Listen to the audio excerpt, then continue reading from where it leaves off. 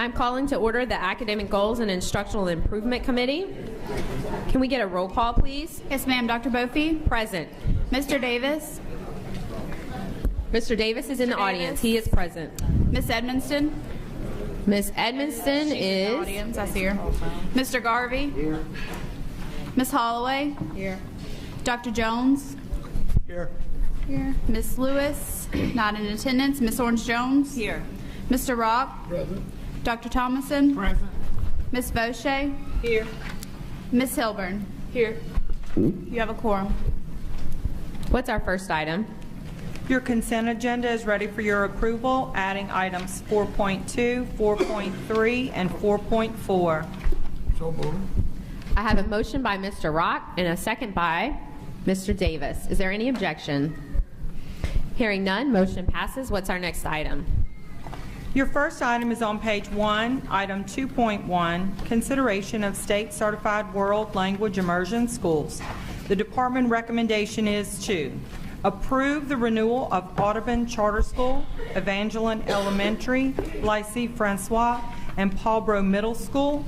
Also, to grant initial approval to Frederick Douglass Elementary, Geraldine Boudreaux Elementary, Henry Heights Elementary, Hines Charter School, Moss Bluff Middle, Oak School year. Mr. Rock indicates yes with Frederick Douglass Elementary. And if you wish to speak, come up to the table. If not, you can wave. Benoit Forner from Hayes Charter School. Brooke Bedspies. S.J. Welsh. Karina Castillo from Jefferson Parish Public School System. And then once the front row is occupied, or the seats at the table are occupied, if you could just sit in the front row, that would be great. And we'll go ahead and we'll stop there. We'll take your comments and then we'll add more. Go ahead. Make sure the green light is nice and bright.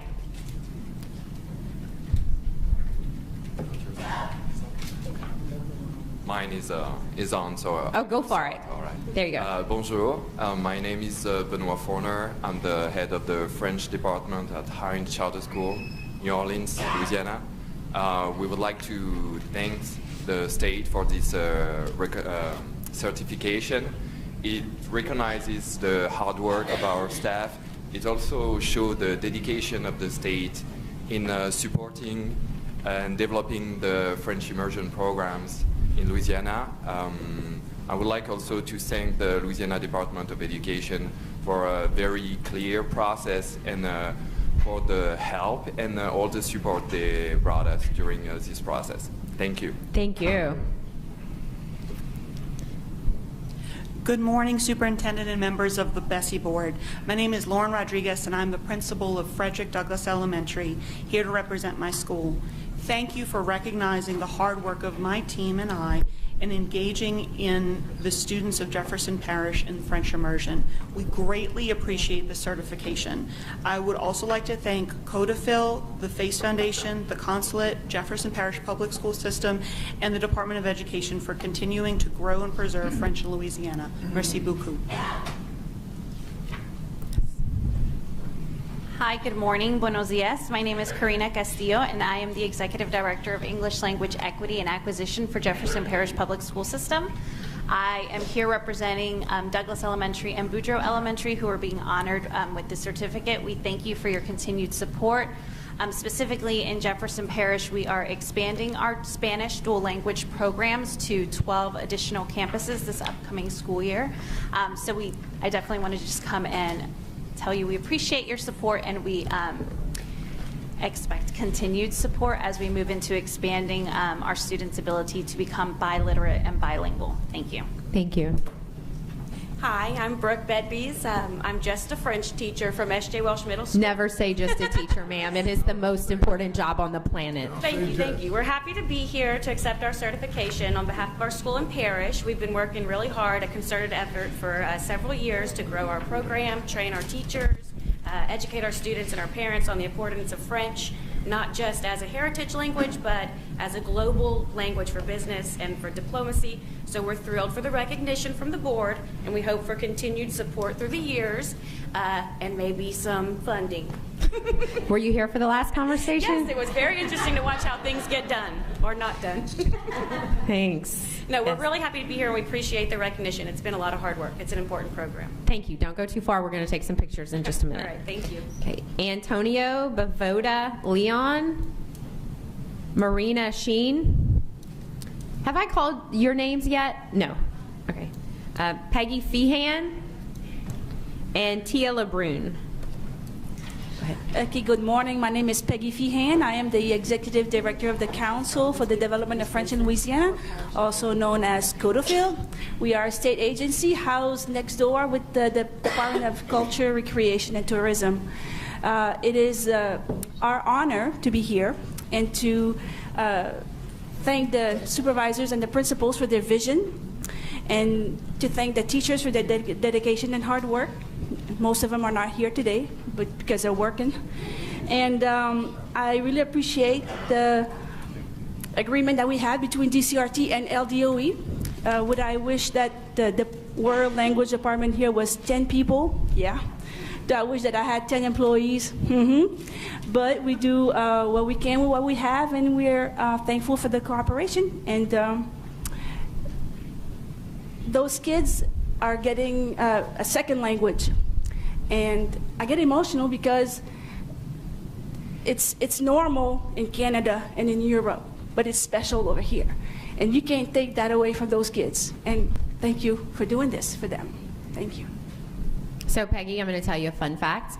My father-in-law came to the United States to teach French through CODOFIL. It is the reason I'm a BOFI.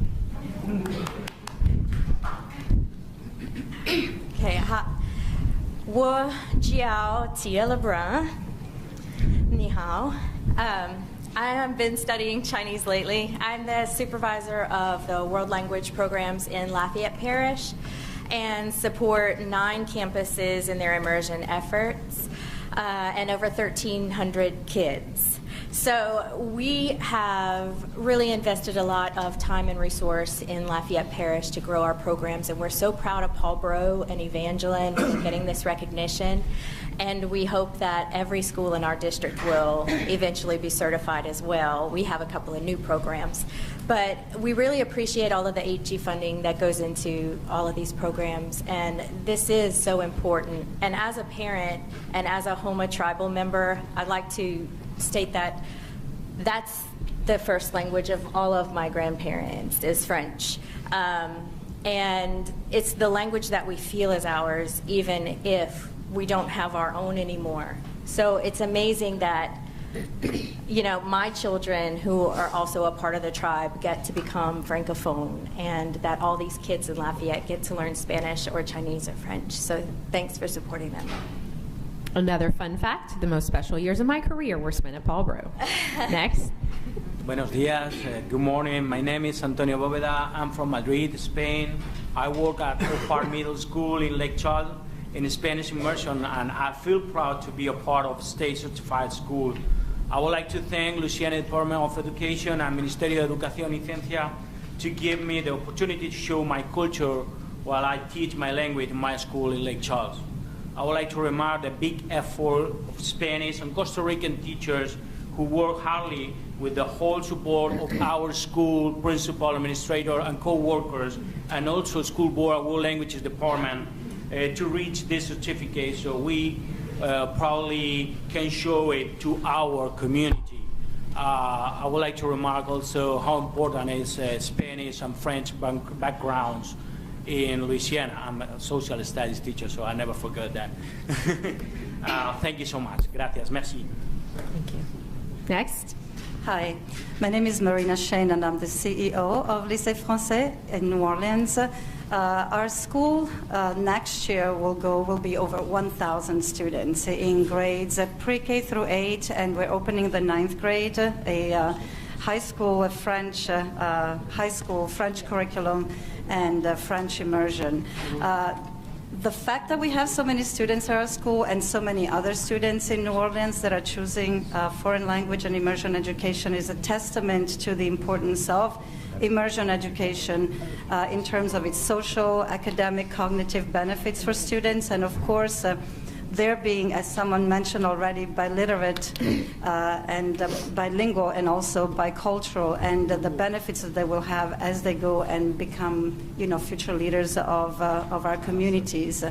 I want to also mention that I want to really thank all of you and all of the schools that are partners with us, and Codofil, and the World Language Department, and the French Consul, and all of the countries that are supporting our efforts, because as public schools, we are providing equity in immersion education, and Louisiana is a leader there, and so very proud of that. Thank you so much, Superintendent White, and thank you to BESE Board for your support. Thank you. Nicholas Torres, Anne Francois, Monique Roberts, and Virginia Matho. And Miss Debbie Mo, if you want to come up close, you'll be next. Good morning. My name is Nicolas Torres. I'm representing the Is your mic on, sir? Yes, it's on. Maybe just pull it close. Hey. Yes, that's better. Thank you. Okay, good morning. My name is Nicolas Torres. I'm representing the French Embassy. As a French Embassy, one of your missions is to promote French language. And I think this is something we share, and this is a goal we have in common with Louisiana. So I really would like to thank Louisiana Department of Education for the efforts you are putting in bilingual education and bilingual education in French. And also I would like to congratulate all the schools who have been certified. This is a wonderful achievement. So congratulations to the teacher, to the team, and to the administrator. And I would like to say that we are very proud to be able to contribute to this success with the Foreign Teacher Associate Program. Thank you very much. Hi, my name is Anne Francois. I'm the French director at Audubon Charter School in New Orleans. Our school, it's open since 86, I'm sorry. And we're very proud of our French program. And I just want to say thank you to Codofil, to the LTO, and to the French Consul, and also to the French agency abroad for recognizing us, because we really believe in the French program, in the bilingual and immersion school. And I want to recognize all our teachers as well, and all the big effort for all students and parents to believe in our program as well. Thank you. Thank you. I'm Monique Roberts with Calcasieu Parish World Language and ESL Department. And last year, Calcasieu Parish was very proud when Frash Elementary School became our first World Language certified school. Today, we're beaming with pride as 6 additional immersion schools are recognized as having high-quality world language immersion programs, now giving Calcasieu Parish a total of 7 state-certified world language immersion schools. I want to thank the Department of Education for your support, and the World Language Coordinator staff and Codofil for outlining what a high-quality immersion program is and helping us all to achieve that. And I want to especially thank our principals and teachers for the hard work and all of the effort they put forth to meet the state's criteria so that we now have 7 certified immersion schools. Thank you all. Thank you. I have just a logistics question for you. As I'm thinking about how we're going to coordinate all these pictures, there's so many from Calcasieu. Do you have representatives from each of the individual schools in Calcasieu, or should we just take one Calcasieu picture? I know this is really important business. We could probably take one Calcasieu picture. Okay, thank you. All right, go ahead. Bonjour. Bonjour. My name is Virginia, and I'm from Belgium. I'm a Codofil teacher in Musbluff Middle School in Lake Charles. Today I feel proud to be part of the state certificate school. So I want to thank the LDOE and my principal, who is hiding right there. They all give us the opportunity to show our language, show our culture to our kids, and like I like to say, the word culture to make sense in our rooms, because they are learning from us and we are learning from them. They teach me the American way of life, and I'm teaching them the Belgian way of life. So thank you for the opportunity to teach a language and to be more grateful. Okay, that's not whatever. Thank you. You're welcome. Thank you. Can I recognize one? Yes, Superintendent White. Thank you, Madam Chair. I did want to recognize Ms. Amalia de Orasarena, who I believe is here from the Spanish Consulate in Miami. Thank you very much for being here. Yes. Ms. Moe. Debbie Moe, representing the Louisiana Association of Educators. Bonjour tout le monde, je suis professeure de française. I am a French teacher. I would like to thank the department for honoring these world language teachers. Every child should have the opportunity to learn a second language or a third language or even a fourth language. It opens the world to them.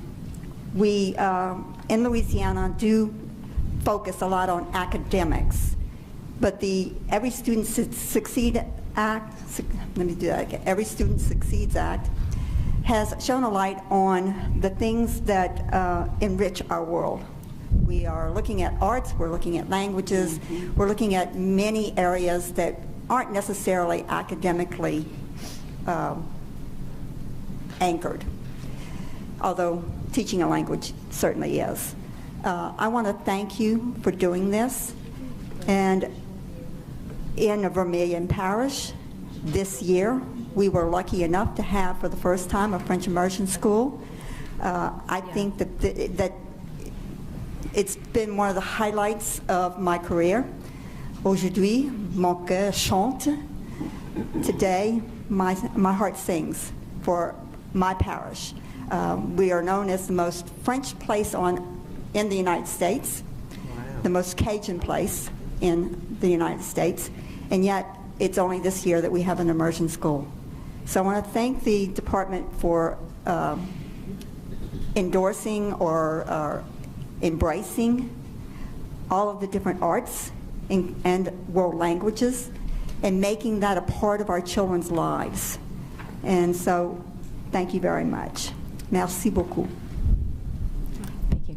And I did teach with your father-in-law. My father-in-law, who does claim me on Sundays, by the way, but not all. Can I just make a comment? You can. Madam Chair, I am so impressed, absolutely, with all of you, and it is such a blessing for our children to be able to have the opportunity that they have. So we just thank you. We just thank you from the bottom of our hearts. And are there any charts on this? Would we be like, do you want me to work up a chart, Ms. Edmonston? I want to know nationally if we are not doing a great job on this.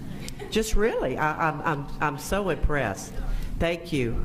Can you get me one? You don't need charts when you've got this much excitement, Ms. Edmonston. I know. Thank you. Mr. Rock?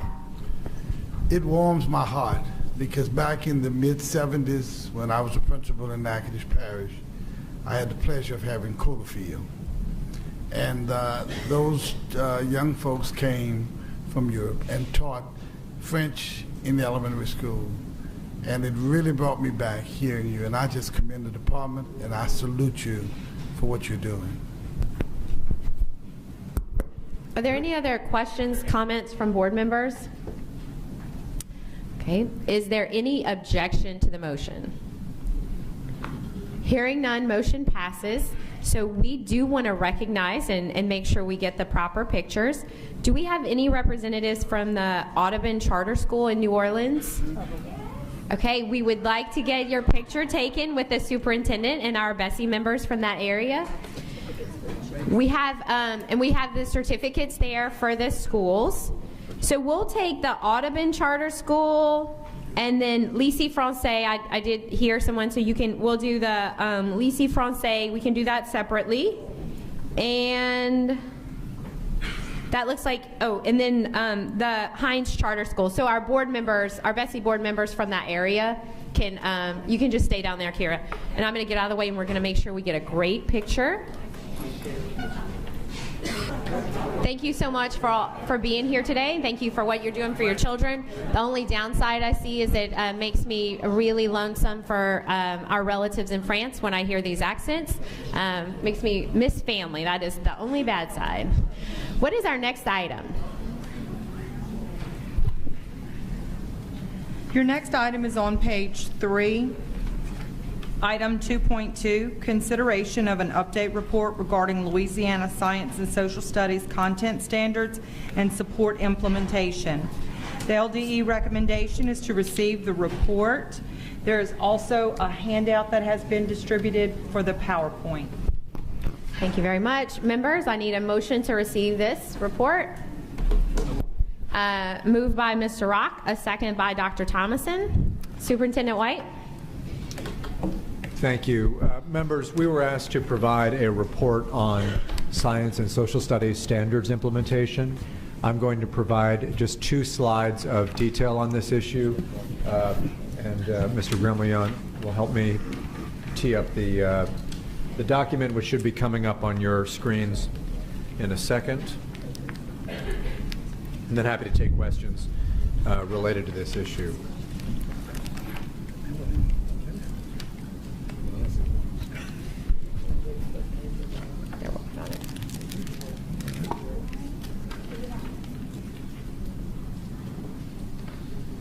You may have this in a hard copy in your packet, so I'm just going to start by walking through that as well. Thank you.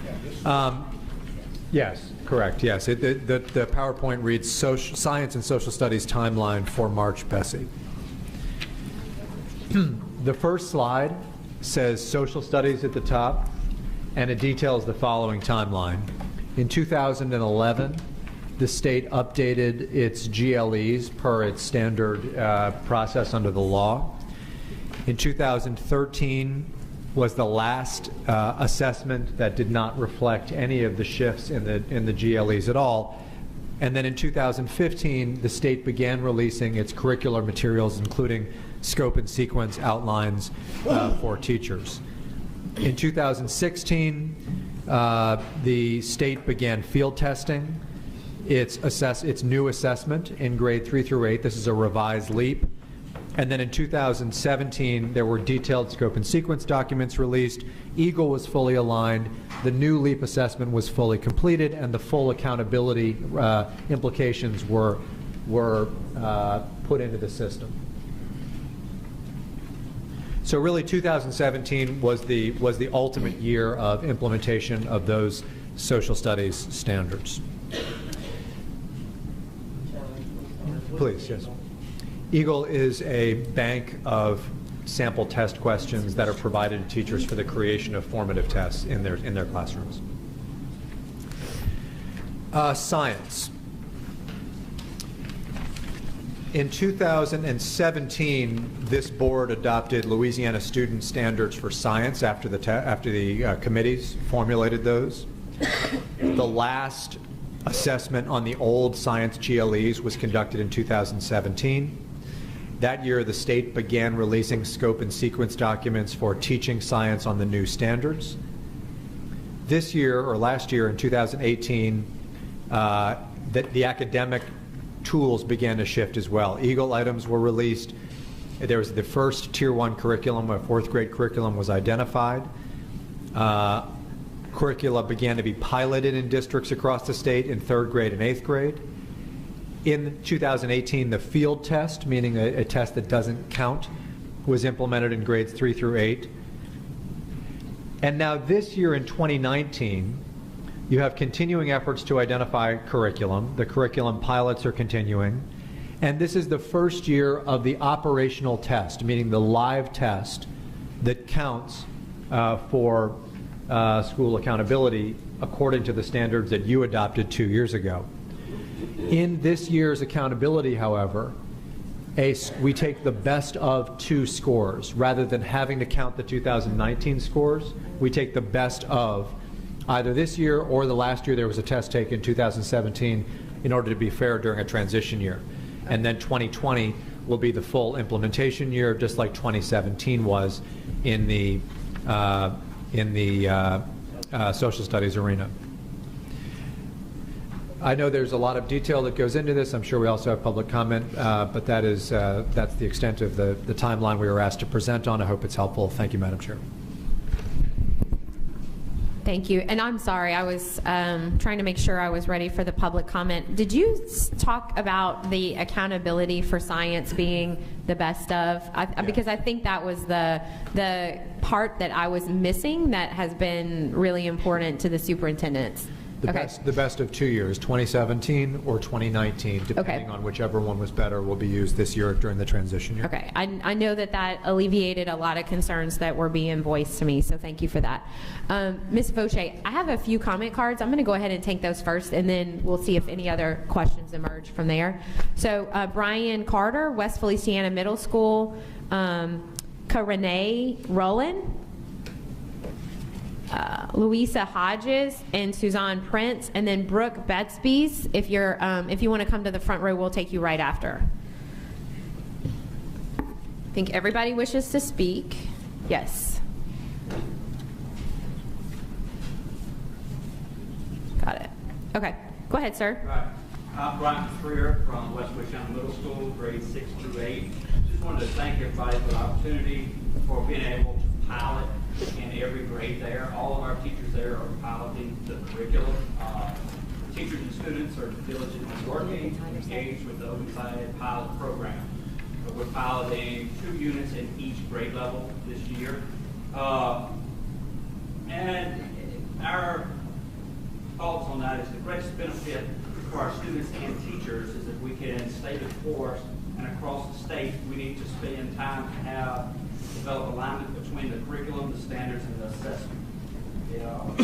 We need flexibility and accountability during this time of the rollout so we can get the alignment correct. Continued training for our teachers as new units are rolled out. The training we went to this summer was very beneficial for us to be able to pilot the Open Science units, and teachers are working hard to fill in where we don't have the pilot units or the Open Science units, to fill in with Open Science-like units that they are trying to write on their own, but that is very difficult, and we are trying to continue to incorporate as many components of that Open Science curriculum as we can. Students are very much engaged with this curriculum. They feel ownership in it. It has introduced the wonder back into science for our students. So I appreciate y'all, and I would encourage you just to stay the course and let it run through, and let's get this done. We're not planning on changing it. We just want to understand what's going on. I hope that's the view of the board. Thank you, sir. I should also just note that I was recently saw a video you were featured in. I'm not trying to embarrass you, but where West Feliciana Middle was shared with a nationwide audience for their science implementation. So I can tell you that this audience of experts was extremely impressed, and so I thank you very much for the work you've led. Good morning. My name is Kay Renee Pullen. I am the Elementary Science Specialist for Caddo Parish Public Schools, and I'm here today to share with you the process Caddo used to roll out the new science standards for the teachers and leaders in our district. I had the honor to work with the state, along with Caddo's secondary science specialist, Lisa Nance, to serve on the work group who developed the science standards for Louisiana. So once the standards were adopted in the spring of 2017, the state released several documents. Ms. Nance and I used that guidance to develop a multi-year implementation plan for Caddo to move teachers from awareness of the standards to full implementation. And we used those guidance, those documents to guide our work with a science task force that we put together, and that task force included science teacher leaders and school professionals, school administrators, who helped us with providing resources for teachers as well as professional learning. We knew, based on experiences that we observed with math and ELA, that we didn't want to rush into purchasing a curriculum, especially if our teachers and leaders didn't know how to unpack these standards. And so, and also we didn't have a whole lot of options of curriculum out there when the standards were first adopted. So we decided to eat the elephant one bite at a time. We made our implementation plan, and we started with awareness of the standards. We transitioned to focusing on unpacking those standards and using the scope and sequence documents to develop robust science lessons that focused on phenomena-based learning and getting that wonder involved in science. So we experienced some productive struggles along our journey, but focusing on that phenomena-based instruction and learning the standards, and last year and then deepening the understanding this year of the standards really have been extraordinarily beneficial, especially with all the things that we've received from the state, along with the learning that we've received through the Teacher Leader Summit and also the Supervisors Collaboratives. So we are ridiculously excited about the future of science learning in Louisiana and engineering, and I'm excited about the work we're doing and the work we'll do for the future. Thank you so much. Thank you. Yes? My name is Louisa Hodges, and I'm representing East Baton Rouge Parish Schools. I'm an instructional specialist, and I'm also on the science team in our school system. And so if I had to describe the state of science in East Baton Rouge Parish, I would use those three words that were brought up earlier: curriculum, instruction, and assessment. At all three levels that we have, our elementary, middle, and high, teachers are meeting the challenges of developing curriculum and instruction and assessments that align with the new standards. In elementary, teachers are using the state scope and sequence and are appreciative of the state scope and sequence to create lessons for the existing units that are three-dimensional. However, this process is time-consuming and adds to the teachers' already heavy workload in elementary because many of them teach all subjects. In middle school, the middle school science teachers are really appreciative of the Open SciEd model for teaching because it provides a model and a guide for them to be able to develop lessons for the units that are not Open SciEd, and they're also seeing a change and a difference in their students, in their level of participation in class, their level of questioning, so they're really appreciative of the Open SciEd units. High school also appreciates the biology inquiry lab.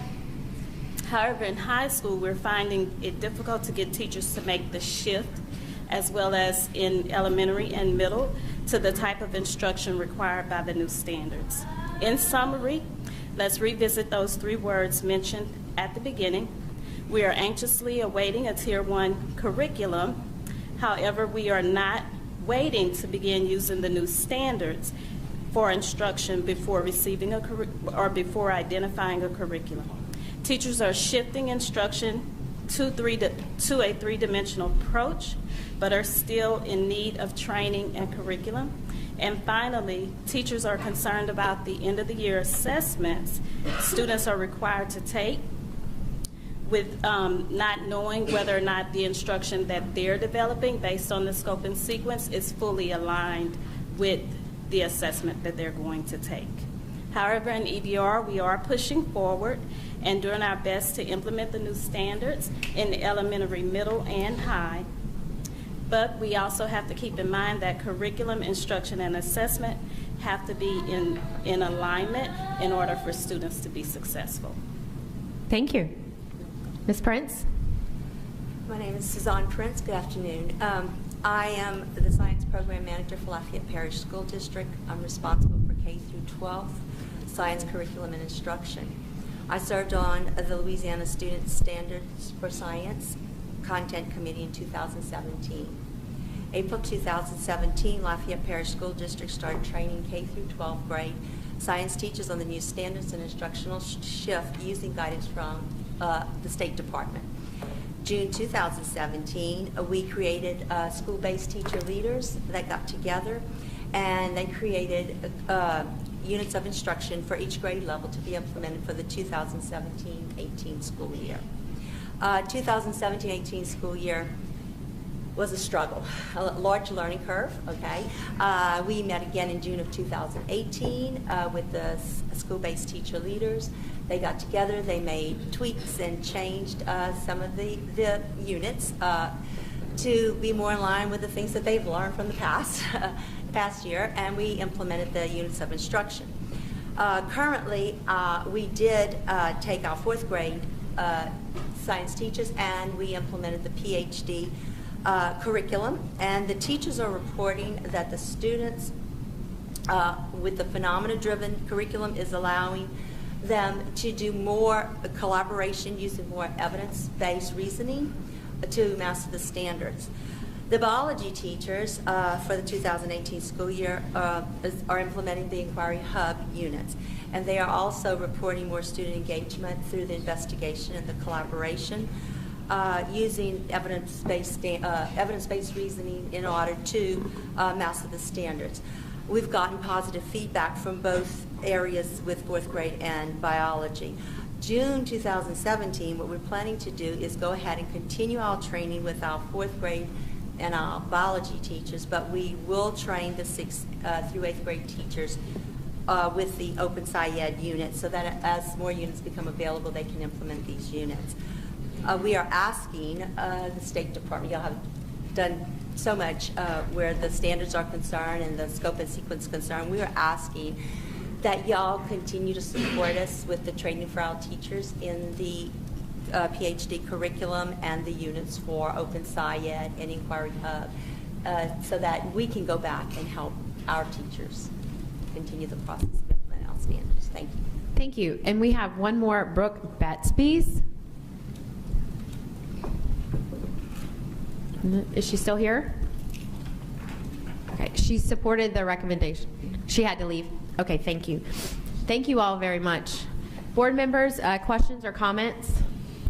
Yes, Mr. Davis? Just a quick question for clarification. I'm seeing in 2018 the Tier 1 curriculum for 4th grade identified, and then 19 Tier 2 for K-5. Is there a tentative timeline or at least an expectation for full Tier 1 curriculum identification? Well, what you heard from some of the commenters is the piloting of the Open SciEd model, which is a curriculum that hasn't yet been reviewed because it's being piloted. We're very hopeful that that curriculum will fill in some of those grade level gaps. But no question that the market is still responding to states adopting new standards in science. And when we first started out with new standards in ELA and math, this is what we had. We had kind of bits and pieces, and now you have several curricula that fill the whole grade span. So I believe next year, in the 1920 year, you're going to have a much more robust set of fully approved Tier 1 curricula, but I cannot guarantee there won't be some grade level gaps in the portfolio for next year where we're still relying on Tier 2 curriculum. Okay, thank you. Ms. Voce? I guess my question was really in line with what Mr. Davis asked as well. In both social studies and science, I was hoping that maybe we would have some indication on timelines with adoption of Tier 1 curriculum. The social studies issue is the same. Teachers, it's been an incredible effort statewide, and I applaud each one of the teachers who made a presentation today. I know those activities have been going on all across the state as we take a look at the standards of both social studies and in science, take a look at the scope and sequence that's been provided, and sit there and try to develop appropriate curriculum that would hopefully be in line with the assessment, because we keep hearing about the curriculum and the assessment and the standards all being aligned. One of the presenters made a statement about they didn't want to rush into the purchase of curriculum until they were sure there was something available that would address all of these 3 areas and be in total alignment. So I guess I realize I just heard your answer to Mr. Davis about the Tier 1 in science. I was hoping that we could fill those gaps and have that in place for this coming year. So could you just run that by me one more time, Superintendent White, in terms of both science and social studies, when we could hopefully expect those processes to play out, that we would have identified Tier 1 curriculum in both social studies and science? Well, the strategy is different in social studies and science, and I know you're aware of that. Our strategy in science is very similar to the ELA and math strategy, which is that publishers are going to publish curricula that are Tier 1, and they're going to be evaluated. And I believe that in 1920, we will have fully evaluated Tier 1 curricula across a much larger range of grade levels than is here. And I believe that partially because of the Open SciEd project that we're the lead developer on. Now, Open SciEd is not going to cover every grade level, and we're still cajoling and prodding the market to get to a point where it's fully responded at a Tier 1 level. But I can't say that we're going to be there in 1920 across every grade level. I do know we're going to be there. 19, well, we're hoping. Sorry. 1920. 2019, 2020. I thought you meant 1920. No. We're going back. No. We're not taking it that far back. Okay. Vis-a-vis accountability, what we're going to look at is after we've taken the assessment this summer, knowing we have a no-harm policy this year because we can use 2017 scores, let's look at the effect that that has on assessments. And if we judge after the assessment's been taken that we need to do another year of a best of, we can do that. BESE can always do that. That's how we handled the ELA and math situation, because it wasn't for some time that publishers got on board with high-quality ELA and math curriculum either. Now, social studies is different. Why is social studies different? Because social studies curricula and standards vary so much from one state to the next, unlike ELA, math, and science, which, in spite of even recent years' history, even before that, English, math, and science have been largely similar from one state to the next. In social studies, you have things like Louisiana history. Obviously, Louisiana history is not taught anywhere else. Sadly, but true. You also have just difference in terms of the sequences from state to state in terms of published solutions, rateable Tier 1 in social studies, and that's been true for generations, not just true recently.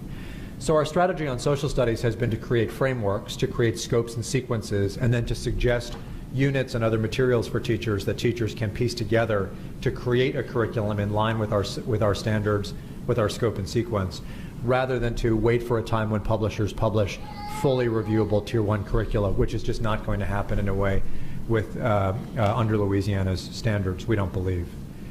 Now, that all said, there are real gaps in Louisiana's standards. Those standards, I think, do need to be addressed. I don't think any history teacher out there believes that the standards today are fully the right standards. They have not been updated. And I do think we need at some point to take a longer term look at social studies. I think that's best done once we get through the full science implementation.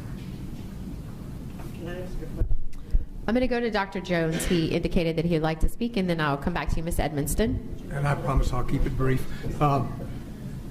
Historically, the development of curricular materials has been driven by California and Texas. Are they more responsive to our standards now, or are they still basically being driven by California and Texas? No, they're more responsive. That's the advantage. I'm sorry? Yeah, I think they're more responsive. Yeah, because I think we share more with them. Yeah. And the reason I ask that is that they haven't really historically cared that much about what standards we had in Louisiana. They for the most part, looked at New York. They care a whole lot now because of our tiering system that is not happening in other places. I was talking to a teacher in Ohio the other day, and she was talking to me about resources on Louisiana Believes. So not only is it because the standards are closer, but because our curriculum is tiered, like that is it has an impact on what's happening with the publishers. So we're in a better position there than we have been, but it's not going to happen for social studies. Well, and anyone can understand that. I mean, even in Louisiana, over the years, we've vacillated about where American history goes in their curriculum and where world history goes and all the things that are there. So, Dr. Jones, I may make one editorial comment on that to that point. I do think there's not the focus on social studies that there needs to be. And, for example, if you saw in The Advocate yesterday, I don't know that it's all attributable to elementary and secondary education, but we are a very, very low-rated state when it comes to basic civics and citizenship issues. Civics is terrible. Yeah. And, I think that you see that reflected in our accountability system, and I've been a part of that. I mean, the system weights about 12% of your score as your social studies test. Well, when you're thinking about how to allocate your time, that says something. It's not very much. So I do think that something that this board at some point needs to consider is not just the substance of what's in the standards and what's sequenced in this way, but also how much of an emphasis are we really placing on it relative to other subjects? Because my experience walking through schools is that it could be elevated. John, when do you think the science implementation will be, I'm not sure that it's ever complete, right? Because there's like a continuum over time. When do you think more attention can be placed on social studies? Yeah, I mean, I think just to these very fine commenters who I really appreciated being here, I think we want by 2020 to be able to say we have a full suite of tools for you so that your implementation can be a complete, seamless K-12 implementation. That is what we are getting there. We're going to get there faster than any other state, I believe, at high-quality curricula. But Mr. Davis's question, Ms. Vaucher's questions are fair questions, which is, which comes first? Is it the standards implementation or the curriculum? The publishers don't react unless you implement it, but you can't fully implement it unless the publishers react. And this is the bind we always catch ourselves in. So what I would suggest is that this summer, as we did for those of you who were on the board at the time, we were with math and ELA, we review the science outcomes. We determine whether we think that the current curriculum situation will have a deleterious effect on the scores going forward. And if it does, we'll make an adjustment. If it doesn't, no big deal. Ms. Edmondson, do you still have a question? I do. Okay. Can you pull your mic close? Yeah. Thank you. My question is, I guess, why haven't we had the mechanism in place like we did ELA, math, and science for social studies? Can you, I mean, I think it's just a sequencing issue. You know, the ELA and the science just took up, and the math just took up so much time that I think now we need to move on to social studies as soon as we wrap up the science implementation. Because to your point, I really believe that there's not enough, and it's also what we have is maybe even misinformation, and I'd really like to see that studied. Yeah, good enough. Yep. Are there any objections? Objections, but a follow-up question. Yes, Ms. Orange-Jones. Superintendent, on the same thread as Ms. Edmondson, do you think there are other barriers other than just simply being a sequencing issue? I think it's a focus issue. And, and we've talked about, Ms. Vaucher and I have talked about this over the years. I think it's hard to disentangle, from my perspective, English and social studies. But I believe that kids are taught to read every day, but there are many kids in Louisiana who aren't taught social studies every day. And I think you have to ask yourself, why do we focus in our accountability system and in our rhetoric so much on the teaching of literature, I say that as an English teacher, and not as much on the teaching of nonfiction literature called social studies? To me, those things are largely interchangeable, and there's a question that I think we all need to wrestle with, which is, how do we elevate world knowledge, government knowledge, and civics knowledge in the same way that we elevate creative knowledge through the teaching of English literature? Social studies is just about teaching reading as English class is, but we teach English class a lot more than we teach social studies. Yeah, right. And just to follow up on that, what the superintendent is saying, we have had many discussions. I think teachers struggle throughout the state on how can I present these concepts. Looking at the standards, what do I, quote, teach the kids in social studies? And then when we look at the assessment results in social studies, statewide, the average was at approaching basic, statewide, in our social studies assessment. So that's telling me, and that was the second year, we made a 2-point, I think, increase, a small increase statewide. I guess you could, depending on who you talk to, I don't know if that's a big one or a small one.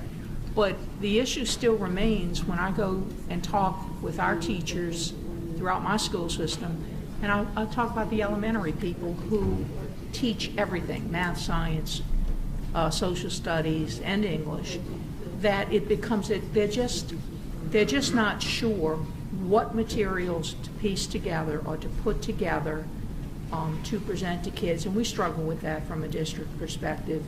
And I think what we see in the assessment results is reflective that teachers throughout the state are struggling with this concept. So I would just hope, as you said, that we sooner rather than later that we get together in some common effort to lessen that anxiety, to take a look at what curriculum is out there that will address the standards and how we're assessing them, and put all of this together in some form. And I know we even have some pilots out there that are looking at, assessing the ELA and social studies together, using the social studies content in the LA assessment, which I think is a relatively good move, but that has to be fleshed out and vetted a little bit more. So I'm just hoping to see a little bit more emphasis on that. Sounds like more to come. Board members, any objections? Hearing none, what's our next item? Thank you to the presenters for coming. Yes. Madam, point of privilege, and I'm not sure how to do this. Our absent board member asked me to make a motion during this committee today, and I think I just let the item slip by. But could I ask John, she had, Ms. Lewis wanted to have you speak at the next Superintendent Advisory Council meeting on three items, and one of those was the science and social studies that we just finished about 10 seconds ago. Is it out of order for me to make a motion to? You can make a motion. Okay. I'm reading this verbatim off of what she sent to me, so you'll have to bear with me. Ms. Lewis, so I'll make a motion that the superintendent refer to the SACS committee on updates and discussion on interests and opportunities. They'd like to discuss the possibility of elementary schools receiving the 5% credit this school year, and discuss what the interest and opportunities components should include based on the collective voice of the superintendents. So they'd like for you to have that item with them. Then the second one is on the super app, about a discussion about the status of the applications being. Mr. Jones, would you like a minute to look at that? Because it doesn't sound like it's all connected to this particular agenda item. And I'm just reading yeah, and I want to give you an opportunity to read it before you read it out loud, because I just don't know how to get it all. Well, do you want me to say something? Well, let me finish. Let me read the last one. Then you'll see she had three things. The last one refers directly to what we just finished. Science and social studies standards provide an update to the superintendents about the resources, length of time, test, and availability of curriculum, which is what you just did right here. Yeah. So yeah, I think here is my only concern about that. First, the state's current regulations don't contemplate using interests and opportunities this year. Okay. The discussion is about using it for the 1920 year. That's the point of debate. Okay. So I would urge that be amended. And secondly, I do just want to note that we have tended to use, Shan and me, these SAC committee meetings to highlight things that are preceding the next BESE. There's a SAC in 10 days, or roughly 10 days, 2 weeks. There's nothing of consequence on the April agenda for BESE related to any of those items. So I want to, as you say this, just reserve the right, if there is nothing on the SAC agenda, to work with nothing on the BESE agenda. Yeah, to do it at the next SAC meeting, whenever appropriate. Is there a way for me to word this motion to do what she wanted me to do? Can you just say at the appropriate SAC meeting to address interests and opportunities, science and social studies implementation, and super app? And super app, okay. I'd like to make a motion that the appropriate SAC committee superintendent addressed interests and opportunities, the super app discussion, and the science and social studies standards. Is there a second? Ms. Orange-Jones seconds it. Okay. Board members, is there any discussion? Is there any objection? Hearing none, motion passes. And I apologize, by the way, I just totally missed it. Next. Your next item is on page 4, item 3.1, consideration of an update report regarding the special school district. The LDE recommendation is to receive the report. Board members, there are several handouts that have been submitted by our public comment people, and they're being passed out at this time.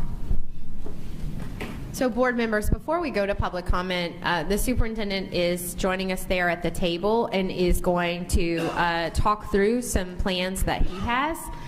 So we're gonna take his testimony. We'll ask questions of the superintendent, and then I will go to public comment a little later. Motion. I need a motion.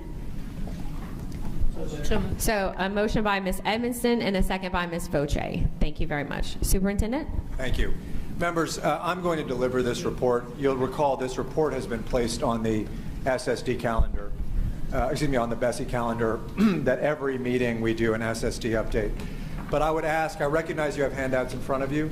I'm coming to sit in front of you because I believe this requires your particular attention, and therefore I'm going to ask for your particular attention so that I might walk through some facts this afternoon.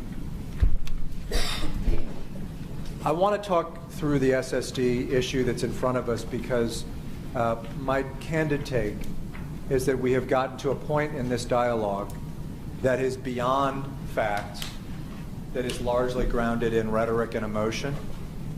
I think it has bordering on unprofessionalism on almost every side of the debate, and I'm deeply disturbed by it. I have maintained silence throughout this process, and I have watched as I believe too many lines have been crossed, and I am here to provide what I believe is as objective a telling of the facts so that we might calm the waters and we might restore the sense of professionalism that has characterized, I believe, my department, this board, and our working relationship. Why are we here? We're here because 2 years ago, this board, rightly, determined that the academic and life outcomes coming out of the special school district, and in particular the special schools, were unacceptable. You issued an RFP. A group of national experts responded. They reviewed the special schools. They told us that the management of the special schools was inadequate. We put out a national search. Ms. Holloway, Ms. Edmonston, I, Jamie Wong, worked tirelessly to recruit candidates from around the country. Ms. Flynn was a very strong candidate for that job, a finalist. We made an offer to a finalist out of state who we believe would be able to enact the necessary changes, and that candidate rejected our offer. We were left without a candidate. We appointed an interim, Dr. Pat Cooper, roughly 8 months ago. Dr. Cooper began the formation of a strategic plan that took the recommendations of those experts, supported by consultants that you hired. In the time since that strategic plan was released, he has appointed a deaf school leader at the Louisiana School for the Deaf who is fluent in American Sign Language. He has implemented aligned curriculum and assessments in every school, whereas before there was no curriculum at the School for the Deaf and the Visually Impaired that was discernible to me. He has implemented school-level advisory committees. He has submitted a super app under the federal school improvement requirements, as you had said. You wanted there to be strong plans for the F-rated schools. He has done that. He has expanded recruitment efforts to assure that there are, in particular, teachers who are fluent in American Sign Language and teachers who are proficient in teaching those who are visually impaired. He has designed a new curriculum and technical education center, and probably most notable of all, he has signed for the first time in the state's history a cooperative endeavor agreement between the Office of Juvenile Justice and the Department of Education to provide adequate educational services in correctional centers that have for too long not had adequate education services. So he has begun implementing the plan. Now, roughly a month ago, you began to get emails related to personnel issues. Those personnel issues started primarily out of an incident that occurred in Alexandria. There was an allegation. I do not know the facts of the allegation. I don't believe anyone in this room likely knows the facts of the allegation, at least not in a way that has been determined by an independent body. The allegations were serious enough that Dr. Cooper, the special school district, and the department referred them, the incident, a child-on-child incident, to the state police. And while that referral was made and that investigation was being conducted, the department placed on leave 4 staff, at least several of whom are here today, pending the outcomes of that investigation conducted by an independent investigator. You began to receive emails about that issue. You began to receive emails about other issues. Subsequently, a former head of the School for the Visually Impaired was terminated. You began to receive emails about that. Then there were emails amongst people on the board. And then I began receiving emails as well. I am not here to defend the actions of every staff person at the special school district, the Department of Education, the Special Education Center, BESE, or anywhere else. As I said earlier, and I will talk about this in a minute, I think there have been bad actions taken on many, many fronts. I will take responsibility for some of them in a second. However, I do want to clear up untruths. Not because I'm taking one side or the other, because I think all sides are to blame, but I do want to clear up some untruths so we have this discussion in a manner that is dispassionate and that involves facts rather than emotion. First, you will hear today or tomorrow issues related to the consolidation of the special schools. For example, that the Special Education Center is going to be relocated to Baton Rouge, that Medicaid dollars that are used to service some of our most fragile students who are not only educated but also housed at the Special Education Center are going to be used for other services.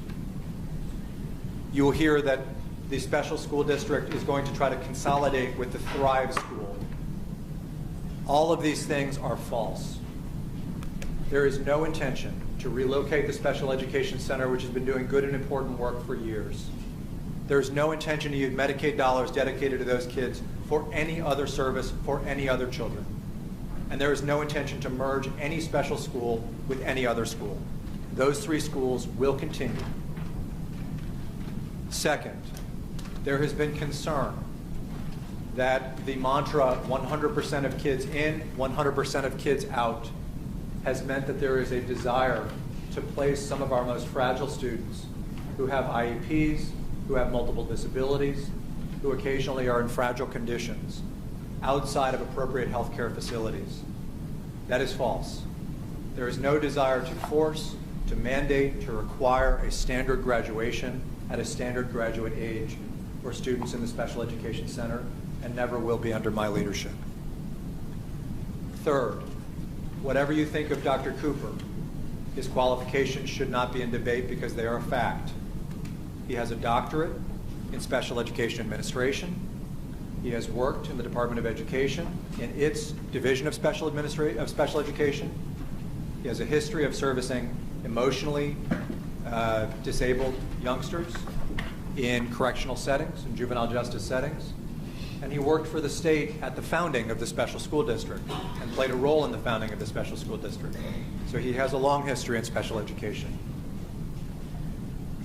Unfortunately, there are parents here today, and there are parents here, will be here tomorrow. They've asked for permission for the state to transport their children, at least 3 families, here tomorrow. They've asked for their state to have permission to go to the zoo and to do other things while in Baton Rouge tomorrow. And I have said to the SSD, you will provide that. So they will be here tomorrow as well. I'm looking forward to seeing them. But I consider the fact that we have to transport fragile children, that parents have to take time out of their busy lives to come here today, a deeply regrettable situation. Because the letters that I am receiving indicate fear. Fear of change, fear of facts, fear of truths, fear of who can you trust. And that's a problem.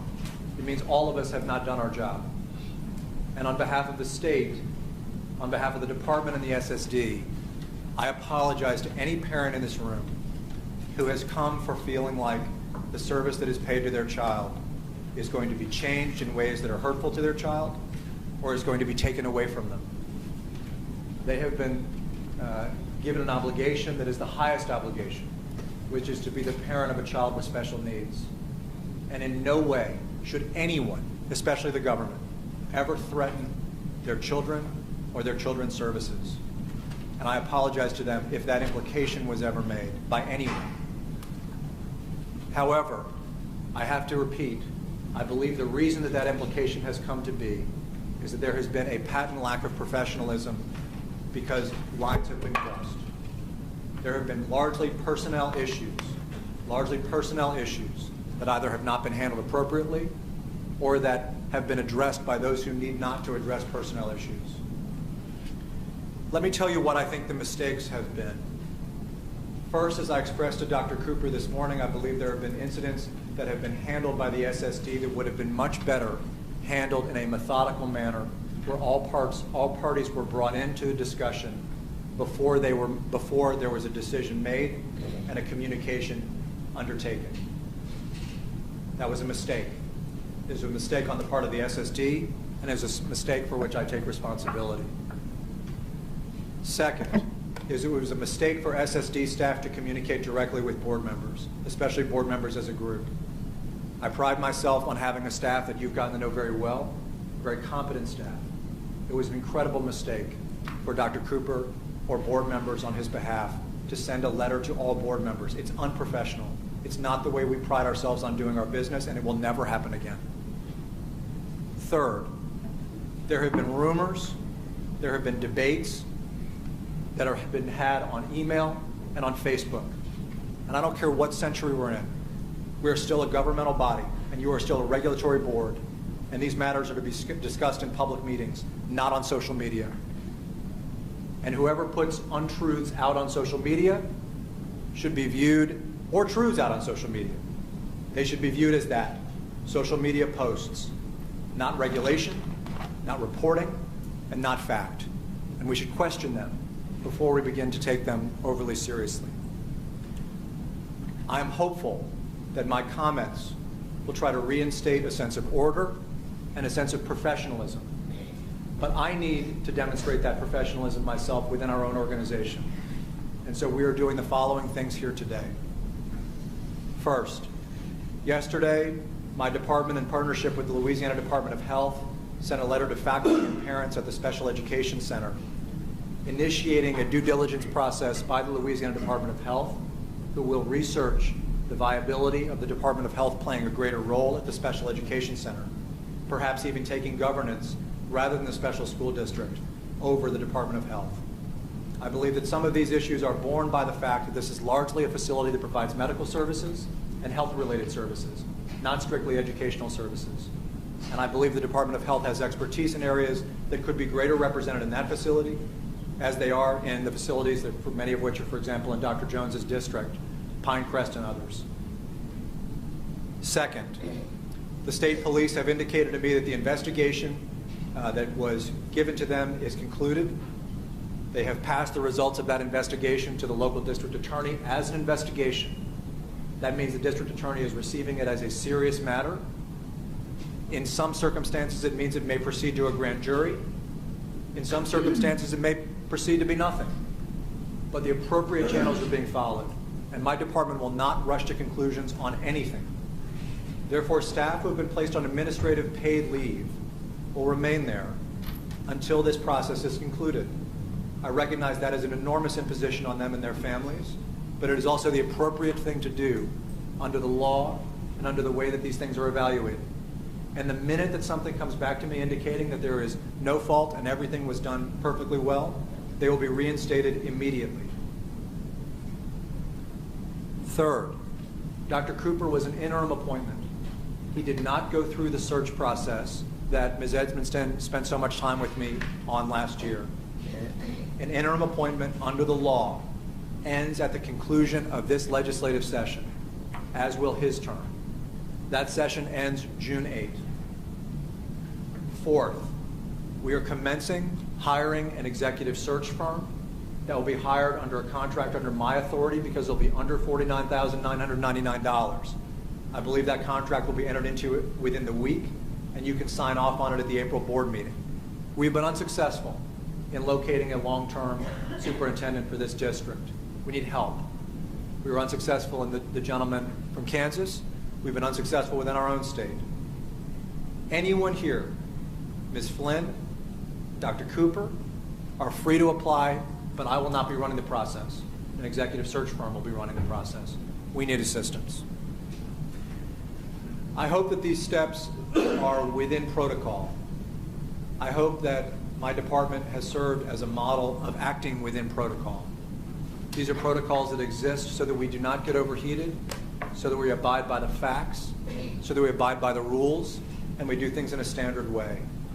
Whatever you think of my politics, whatever you think of my views, my agency has done things that way for 8 years, and we are not about to stop. And I am asking you the same. Thank you, Madam Chair. Thank you, Superintendent. I do want to remind everyone that, especially under this particular item, that there is a certain authority that the superintendent has and then certain authority that BESE has. And I say that because I'm looking at these public comments cards, and these public comment cards indicate that people are supporting or opposing certain recommendations. We're not here to consider any recommendations. This is a public comment period where people are going to be able to give some public testimony. Before I move to that session, I will see if any of the board members have any questions or comments for the superintendent. Dr. Jones. And I want to say for the record that I never participated in any social media. I did respond to emails and so forth that I thought were inappropriate, and I tried to withhold judgment. That is in my district, and I was very early on brought into the discussion. In fact, the day that all this stuff came on, and I tried to watch the process very carefully and go forth. But you know, I guess I have two things that kind of concern me. Number one, strategic goals are not normally made by an interim. That's something that someone, you don't make strategic goals for someone else to inherit like that. So that's just my comment based on my military background and strategic goals and tactical decisions, which are two separate things. But you know, one other thing in my military background was the definition of leadership.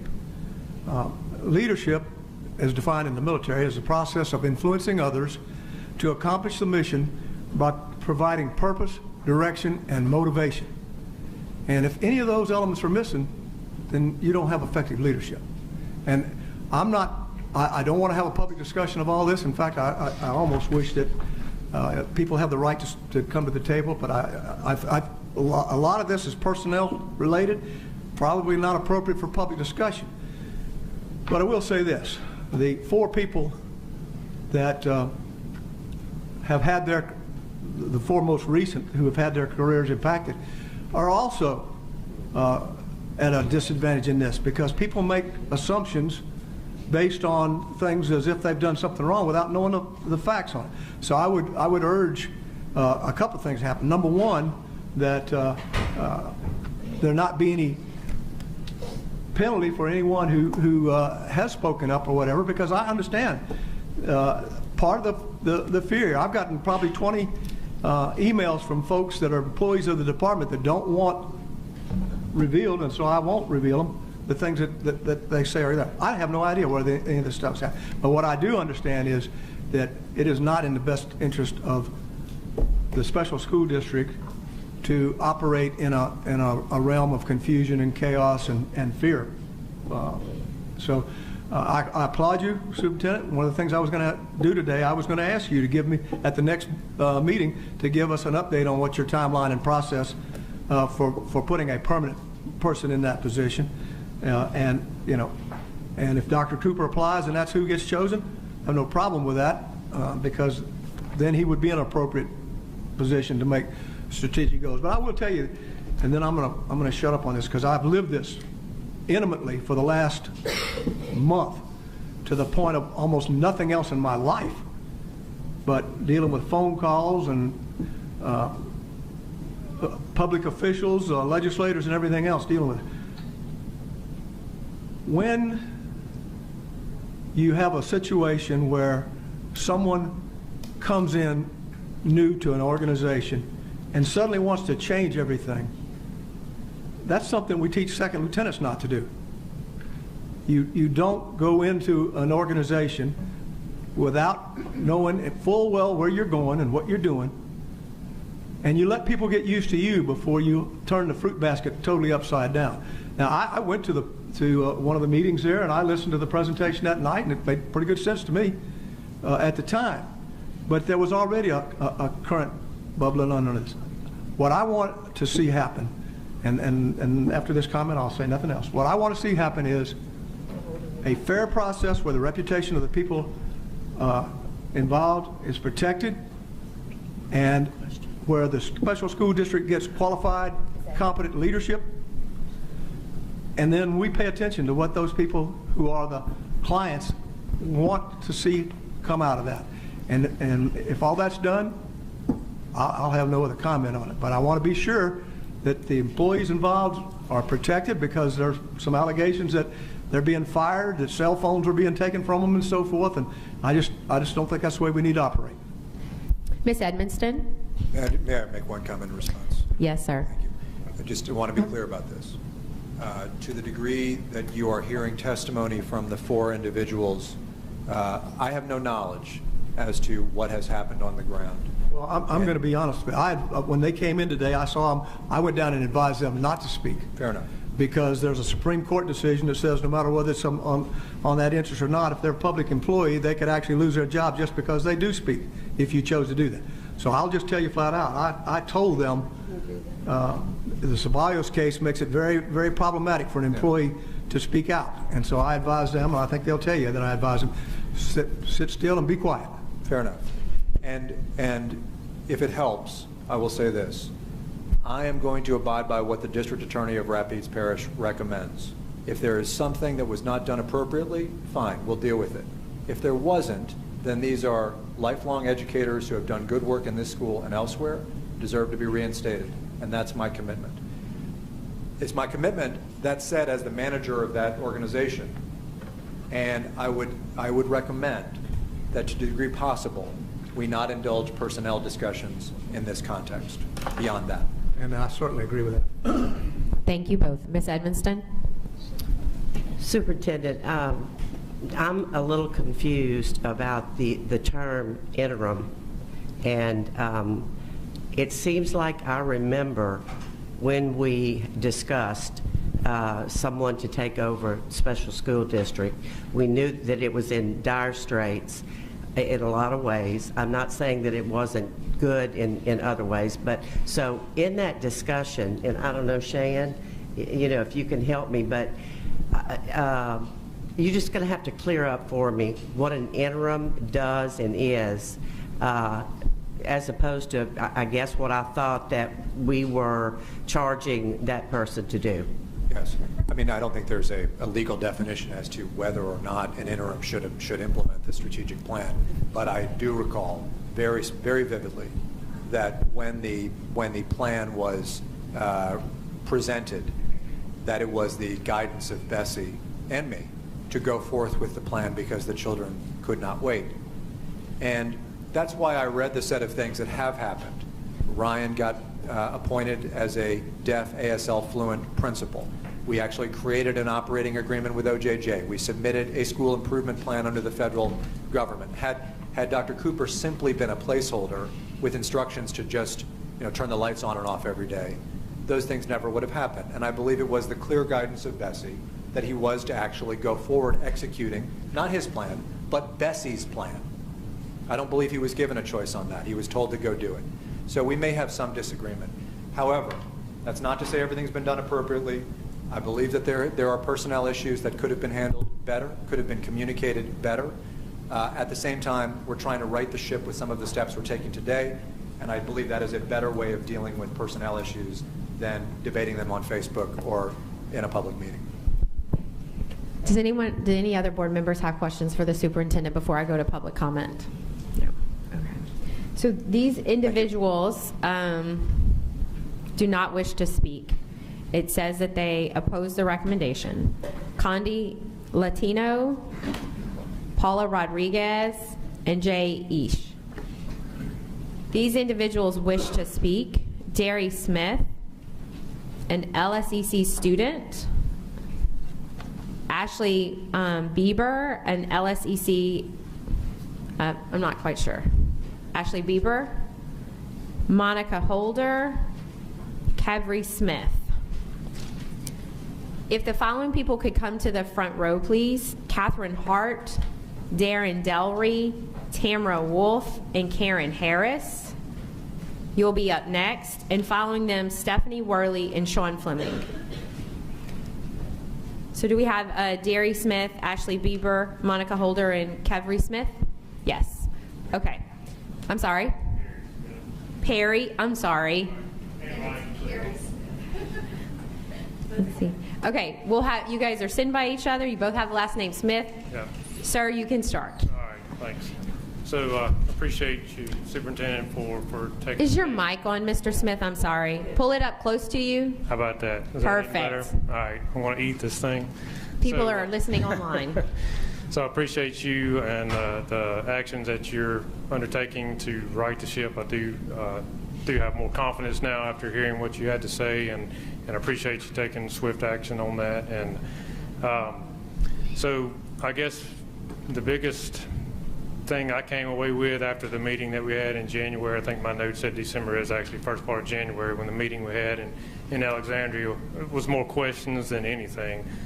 In particular, the school there and the population of students there, a lot of the things that were laid out in the strategic plan, which I don't know where it came from exactly. There are a lot of different consultants involved, it sounded like, and advisors, but a lot of the things in there didn't really make sense when you walk through the halls of that school in particular and see what the population is there. The fact that our son would have a third grade reading ability is a pipe dream. If we could get him to feed himself, that would be a great win. The fact that he went a year, 18 months without being in the hospital with pneumonia because he's in this place is an awesome success for us. So the success for the students there don't necessarily seem to line up with some of the items in that strategic plan. So that was some of the concerns I had. I did have concerns about an interim director making some significant changes after hearing the comments. There's some more understanding about why that happened, maybe. So, let's see.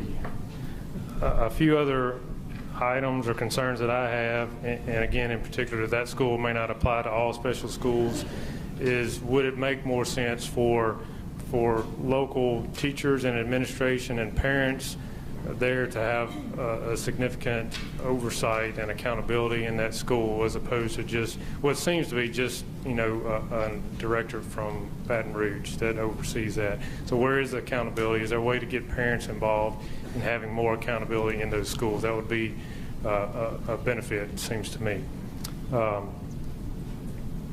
And I'm about to run out of time. So I guess that's kind of the last thing is how do parents have a voice in the administration of Louisiana Special Ed Center there in Alexandria. So, thank you, Mr. Smith. Ms. Smith? Yes, hi. My name is Carrie Smith, and I represent Will Laporte. He's my son that goes to the Special Education Center in Alexandria. He is nonverbal. He was significantly in need of 24-hour nursing before he was able to go to this school. So this school, and in particular the 4 people that are not there right now during this investigation, played an integral part of his education, of what his opportunities, the fact that the majority of his care is mostly health, which is what you'll see at this school.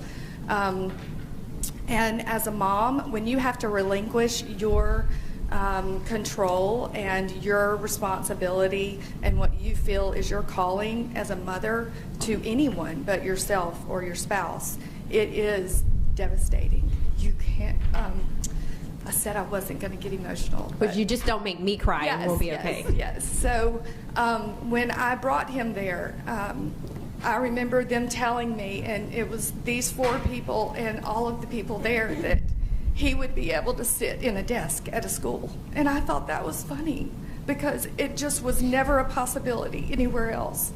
And they have taught this child how to pick up a spoon and put it to his mouth, and to be able to go in public and exist in public and not melt down, and to be normal, as normal as he can be. And that is the accomplishment, and that is the goal that we have as parents. It's not whether or not he's going to read or he's going to have a job someday. I'm at peace with the fact that he's not going to do that. But he is worthwhile. And the people that, in particular, that are not there now, and since all of this has happened, and since, our lives have literally been turned upside down in the last month.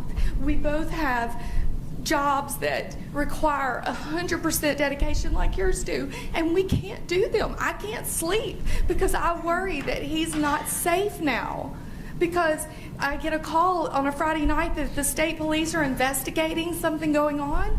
I mean, imagine that as a parent of a nonverbal child who can walk. He's 13 years old, and I'm thinking, was it him? Is he hurt? Where is he? I need to go see my child. And I appreciate so much that you're owning the responsibility and the things that have happened that have been incorrect, because it is very emotional, because it is my life and it is my child. Thank you. Thank you very much. I will say I am sorry about the disruption in your life. At the same time, the responsibility that we have when there is the potential for an issue, I mean, it falls under the umbrella of protecting your children. And so I hate that it has inconvenienced you. At the same time, I struggle to apologize for something that would happen for your child's sake and his safety at the same time. So it's this really fine line. So thank you for being here. Ms. Bieber? Hi, my name is Ashley Bieber. I'm a mother of Avery Stewart, a client at LSCC. She's 13 years old, born December 31st, 2005 at 27 weeks gestation from complications of twin-to-twin transfusion syndrome. Her primary diagnosis is periventricular leukomalacia.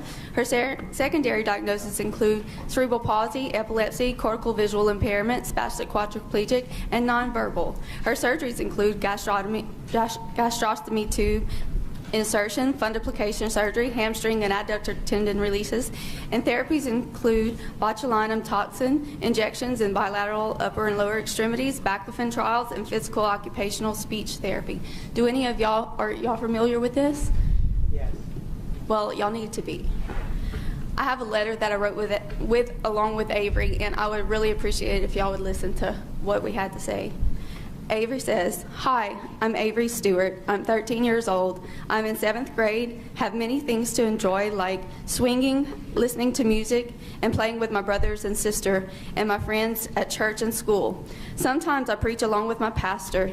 He doesn't mind though. I played a bell in our Christmas musical at church. I went to the mall to see Santa and Christmas shop with my class at LSCC last year. This Christmas we didn't get to go. This trip was not just a photo op with the jolly old elf. It's an educational opportunity to learn socialization with the typically developing community, a chance for the community to get exposed to us, a chance for us to get off campus and learn a new environment. When shopping, we are able to use math and socialization skills to make purchases and manage money. Everything about LSCC is intentional, intentionally exposing us to foster opportunities we otherwise wouldn't know existed. Ms. Meredith with the SSD denied us all of this learning because it was not considered instructional. My little sister says I'm like a grown-up now. I'm not. But I grew so much this past year that I'm not such a little kid anymore. It makes it hard for my parents to care for me since I grew, and we don't have equipment at home to make it easier for them.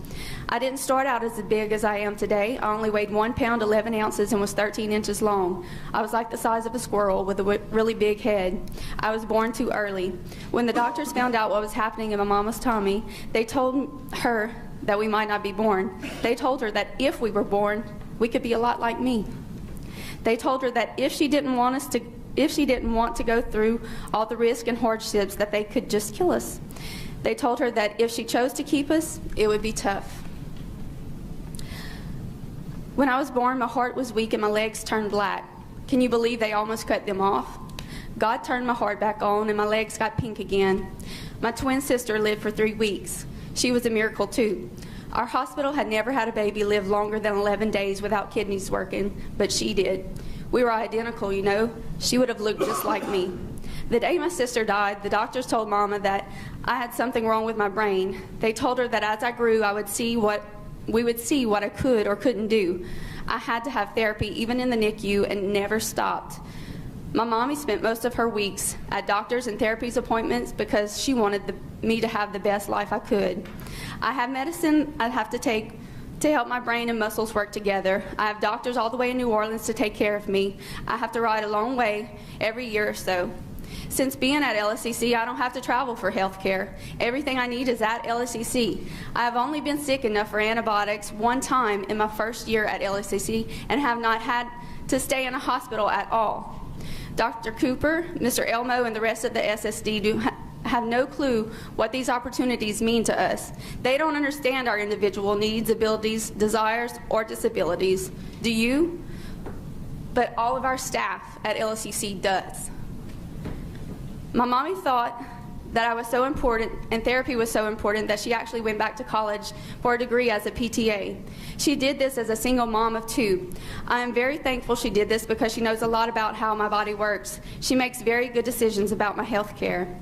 I wasn't able to have private therapy anymore when I was living at home. It would take a whole day away from my school day to travel and participate in therapy, and once a week wasn't meeting my needs. I get so much therapy daily at LSCC. I need consistency and repetition to maintain my function. I enjoyed my public school but wasn't able to express what I was learning. My IEP goals were never met. I knew I could do more, but they weren't trained to help me. The school nurse wasn't comfortable with me either, and Mom would have to leave her patients to come get me from school constantly over little things. I couldn't get respite care either, so my mom reluctantly quit her job to take care of me and let me continue to attend school. I've been a client at LSCC for nearly 2 years. My mom said it was the hardest decision she had to make. She's taken care of me all of her life with very little help from anyone or any government organization. She made the decision to send me to school at LSCC. She said that she would have to live with the guilt of denying my only chance to reach my full potential if she didn't let me try. I have been taken off medications that I don't need anymore because I'm healthy and have a full day of stimulation. I am frankly worn out by the time school is done. I've been given a real voice since coming to LSCC. I am learning to use a communication device that I activate with a head switch. I can now tell my family, teachers, and caregivers what I'm thinking. I am smart, you know. I'm now even answering questions in class when prompted. My abilities are different than most, but I've learned more and have excelled in all areas because of the staff at LSCC. They know me and know how to keep me and help me reach my goals. Mommy says you can't begin to truly help someone unless you know about him or her and know that person too. Just keep that in mind. The employees of the SSC do not have the adequate qualifications or experience to make decisions for us because they don't know us, period. Mr. Cooper and the SSD presented a very vague strategic plan with ambitious yet unrealistic goals for our specific school population. Currently, we are challenged to meet our highest individual potentials. Asking any more than that sets us up for failure. I and my parents trust the LSCC administration to make decisions regarding both healthcare and education. I, along with my parents, request to dissolve Mr. Cooper's and the SSD's control over LSCC and grant that control to the Department of Health. I, along with my parents, request that the Department of Health reign as governing body of LSCC. Thank you for wanting to know about me, and I'm excited to be at my new school. Thank you for allowing me to learn, make new friends and family, and have fun. Sincerely, Avery Stewart. And we don't want sympathy from any of you. We want action, and that's something we don't get for our kids. And as you said, sir, the proof is in the pudding. Ms. Holder? Yes, ma'am. First of all, thank you, Superintendent, for owning some of these the problems and issues that we've had over the past couple of months and taking steps to rectify those. And I do understand what Ms. Bofi, what you said about taking care of making sure our children are safe and taking care of them. From what I understand with this investigation, nothing has been found, or there are only a couple of people that are making these accusations that this alleged event happened, and that and our staff, I believe, from what I understand, and I'm like you, I don't know all the details, but that they took the appropriate steps in that they should have in investigating and taking care of the matter at hand when it happened. The fact that they have taken these very important people away from our children. And with no steps at this point to put them back. For a month now, we have been without these important people in our administration. I'm trying not to repeat what these others have said, but just like them, this is not something that you ever expect to do as a parent. I never planned to put my child in a home. I expected to keep her with me. When I went searching for a place, I was looking to put my name on a list just in case I needed a placement for her in the next couple of years, because she was getting larger. I was going through a divorce. My children, older children that were able to help me with her, were moving out, going to college. And about 5 minutes after I walked through those doors, and these people, these are the people that walked me down the hallway and exposed me to this wonderful facility. About 5 minutes after I got there, I thought, you know what? This is not a necessity for me. This is an opportunity for her. An opportunity for her to get the therapies and the services that we're not able to get in the public school system. We had been in the public school system she was 14, so for 11 years, rarely meeting any goals or accomplishing the goals that were set on our IEP. I was at an IEP meeting about 2 weeks ago, and she had made progress in every single area for the first time ever in her life. Some of the progress that she's made, she has multiple disabilities. I won't go through the list, but one thing is she has oral and pharyngeal dysphagia. We didn't know that at home because in the public school system they had cut out her speech therapy because she's nonverbal and she doesn't speak. In our 30-day evaluation at LSCC, they found that when she swallowed her liquid, she was aspirating, and when she was eating her food, it was getting lodged. So she was in constant danger of choking, and we had no way of knowing that at home. They found that in the first 30 days. She's gone through therapies, and they reported twice during our 3 years there where they've been able to increase that. She's gone from one level of liquids to a higher level because of the therapies that they're providing on a daily basis. Another thing that they reported at the last meeting, she likes to get down on the floor and roll around, and they realized that she moved in a certain way. She's in a wheelchair. She's not able to control a electric wheelchair, so she just has to depend on other people to take her or do where she needs to go. They realized that she was using her legs to move and get in a certain position, so they put her in they're taking her out of her wheelchair and putting her in a swing, and they've noticed that she can use her feet and turn and look in a direction that she wants to, that she hears a voice that's familiar. Those things that we take for granted. One thing that was really disturbing to me at this last visit, she has arm splints that have been that are prescribed and are monitored by the school psychologist because she has some self-abusive behaviors because she knows what she wants and she gets frustrated when she doesn't get it, so she'll hit herself. When they first prescribed them, every time we went to the school, she had them on. And we would have to keep them on at home to keep her from hitting herself or gagging herself. Now when I go pick her up and take her home, we hardly ever put those restraints on her arm because of the therapies and the things that they've done for her at the school. They've trained her not to do those things and not to need those. One thing, like I said, these are prescribed by the school psychologist. He's the one that monitors the use of those. They keep a notebook in her bag. I really don't want to cut you off. Can you wrap up? This is the last Okay, little thing. okay. That they keep these in her. They keep a notepad in her bag, and they note when she has to put them on and why. When I went into school, she had them on. This was 2 weeks ago, and they had them on. We have left and right, top and bottom written on them, so there can be no mistake. They were on the wrong arms and they were upside down. The circulation was cut off on her arm here and here. I've got pictures. There were indentions and red marks where they had been improperly placed.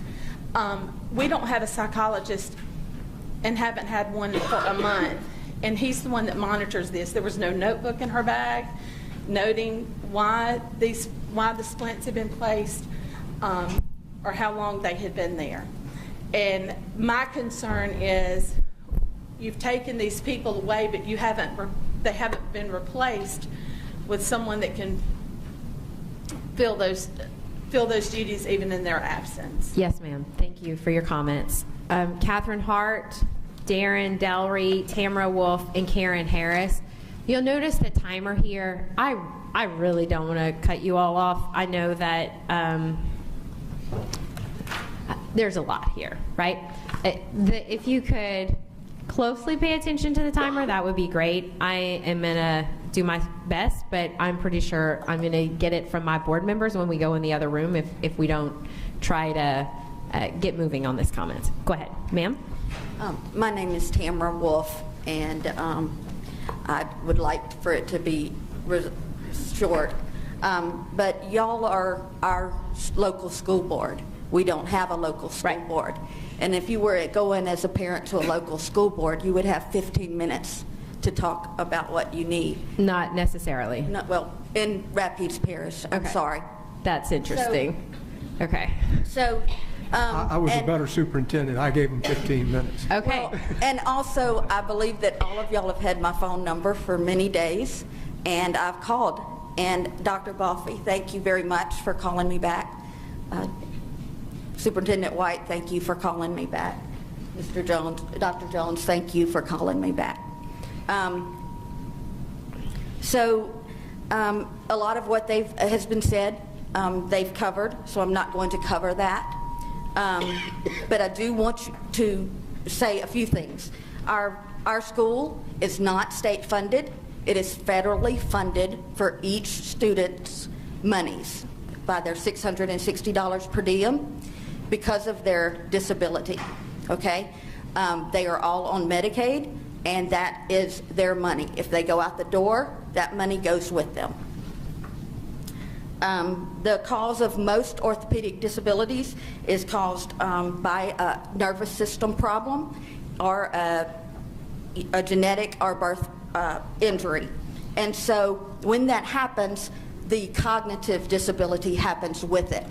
Most people that are in a wheelchair can easily be at a school or that sort of thing, but because of our cognitive disability and the fact that they are not able to self-care, we can't pick them up. If my son was able to be picked up, I would not be here. He would be at home with me because he's like a 1-year-old. Okay, but our school self-advocating after we get out of the school, after we leave, self-advocating is probably a goal for less than 10% of our class, of our students. What I'd like to talk about is that this has taken up quite a bit of our life, starting in December, when we realized that we no longer had a voice. Our voice was stopped. We had a planned trip to see Santa Claus at the mall, and we began to call. We heard it was denied. We couldn't go, and we started calling. Who in the world would stop kids from seeing Santa Claus? Why would they do that? How? And we did everything we could. We called everybody and said, what is going on?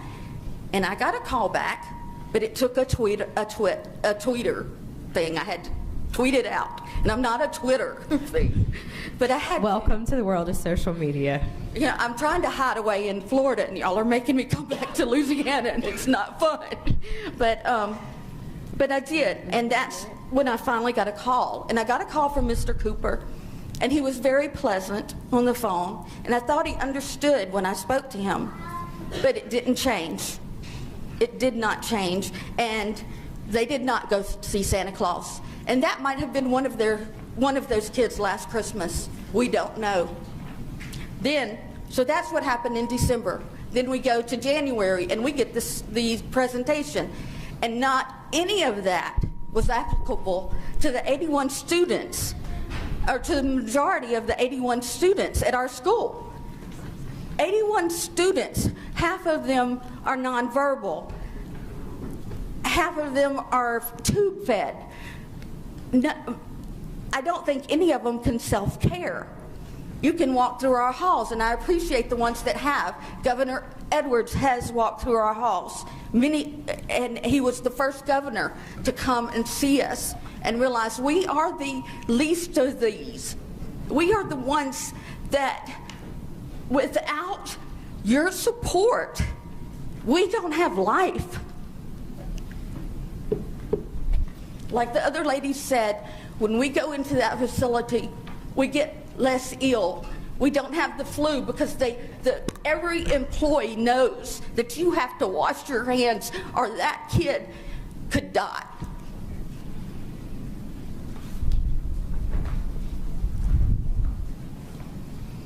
Like I said, I'm looking at what they're saying the strategic plan is. And these are the people that's going to build that strategic plan. And I'm looking here and I'm saying, wait, you're committed to placing the students' needs and interests first. Your letters say you're going to have certified people there in place of the ones that are missing. This is what walked out the door that day. Masters in school counseling, special school principal with 30 graduate hours, school psychologist, supervisor of psychology, school psychologist, supervisor with a master's degree and 30 graduate hours. This is what the new employees had. Masters in business administration, experience in marketing, and recruitment coordinator, regional coordinator, 6 years, and 2 years principal at a charter high school. And his regional coordination was with mentally disabled children, which is totally different. Emotionally, mentally disability is different than a physical disability, brain injury child. He has a brain injury child, and I appreciate that he cares, but caring is not is not the main qualification. No matter how much I care about what your district does, I can't do it. Now, I'm not an emotional, off-the-wall person. I'm a logical computer programmer. So I see you have this, and you say you're going to give me certified back. Where's the certification back? This is the people that we know came. Thad Welch, a facilitators manager. Ms. Wolf, I think we're at over 5 minutes, and we started with giving you 3. Do you have any other closing comments before we move on? Well, you all have it here. Thank you. And if you can tell me. And we have your phone number. Okay, y'all all have my phone number. If you could tell me, as a parent who I'm supposed to go to say, help me, you let me know. I don't know anybody else to go to. Things are done now that are wrong. Things are being done that are wrong. And like Esther, I have prayed and fasted about this, and I'm coming to you, and every one of you are responsible for what happens in the next few days.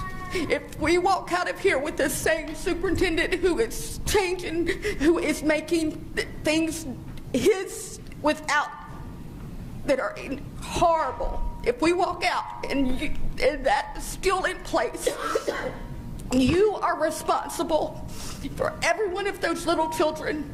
And if one of them passes away, if one of them is injured, it is on you. It is on you. I can't take my baby home. Thank you, Ms. Wolf. Mr. Delry? Good afternoon, everyone. I'm Darren Delry. Sir, is your mic on? And if it is, maybe just pull it a little closer. How about now? Yes, that's better. Thank you, sir. I'm Darren Delry, and like everyone here recently, I don't come representing any group or entity. I come representing my daughter, who is a student at Louisiana Special Ed Center. She's been there for a little over 12 years now, I believe, and like most everybody here, some of the same people that are on leave now greeted me when I first walked through those doors. I was in need of a place that gave a lot of benefit to therapies and things for my daughter. I was a single parent at the time, and it was very tough to leave my child there. But talking to the people that I talked to, seeing what was going on there, I was able to do that because it was a step forward. Louisiana Special Ed Center is not the brick and mortar building that's there, it's the people. And some of those people that are on leave right now are the foundation of that place. There's not a lot I can say that hasn't already been said here and that we won't hear from some of the others, but I want you to know that making the changes that were made, and I'm not saying they're right or wrong, because I don't know what the investigation is completely about and what's going to come out of it. But I know that taking away those people that were the leaders of that organization without a transition in place was a mistake. And Superintendent, I appreciate your comments today. I heard more from you than I've heard over the last couple of months, and that needed to be said, so I do appreciate what you had to say. I hope that thinking moves forward. I would like to see some of these folks, if not all of them, reinstated sooner than later. I understand there's an investigation going on. I'm familiar with the process. I know how it works. But I think you're doing a disservice to the organization as a whole right now and not getting some leadership that's familiar with our children back in place. I would hope that the results of the investigation become public, and if not completely public, at least made available to the parents. We are there at the school. Some of us not all the time, but I'm there at least once a week, sometimes twice. I'm there at varying schedules. I see what goes on. I talk to the students. I talk to the staff. I talk to the leadership to try and keep a handle on what's going on with my daughter. And it's important to keep that flow going and get these people back in a position where they can continue to do some good. I appreciate your time and thank you. Thank you, sir. Ma'am? Hi. I'm Karen Harris. I am a parent of a blind child at LSVI, and I know we have restrictions and everything on this speech, so I gave you all a little summary from the review, what I've seen since the review has been done. But first I want to ask y'all, do any of you have a blind child? Do any of you have a multi-handicapped child? Do you have a deaf child? Grandchild? Brother? Sister? No. So you need to understand that these parents and myself, we have more experience than any of you because we have hands-on. We live it. We breathe it. We see it. I have been at LSVI for 15 years. What is happening now is by far the worst thing I have seen happen since we were moved from our campus on Government Street to Brightside. We have adjusted, but this new regiment, be it temporary or whatever, they are not concerned with the children or the parents. The review stated that you needed certified, qualified, experienced, trained leadership at the SSD. You don't have that. You don't have it. None of the new hires have it. You were to implement parent involvement. You don't have it. You don't.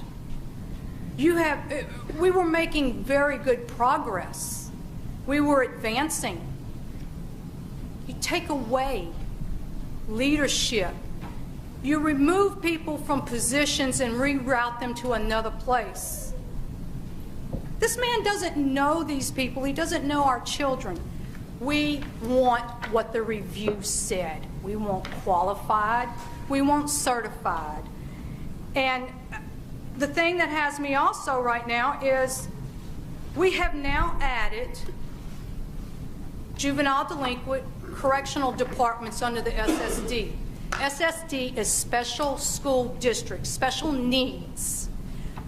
I'm sorry, I'm not politically correct, but SSD should not be in charge of educating those that are incarcerated, be it permanently or temporarily incarcerated. It should come under the Department of Corrections.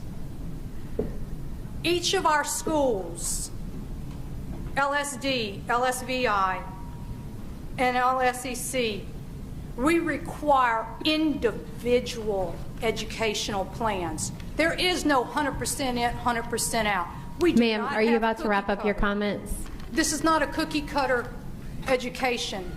You have got to think of each group. It has to be revamped, and you need parents, and you need educated personnel, and you need to put our people back in place, and you need to discuss things. And the best thing for y'all to do, in my opinion, instead of having this public agenda on your committee day, why don't you all decide to have an evening meeting with the parents, have an open discussion, instead of this committee type regimented meeting? It interferes with your agenda. It doesn't get us heard properly. It doesn't educate you all. So consider an evening meeting with more than 48 hours notice. Put it out across the web, the news. Invite us. Thank you, ma'am. Speak with us. Learn from us. Catherine Hart, Stephanie Worley, and Sean Fleming.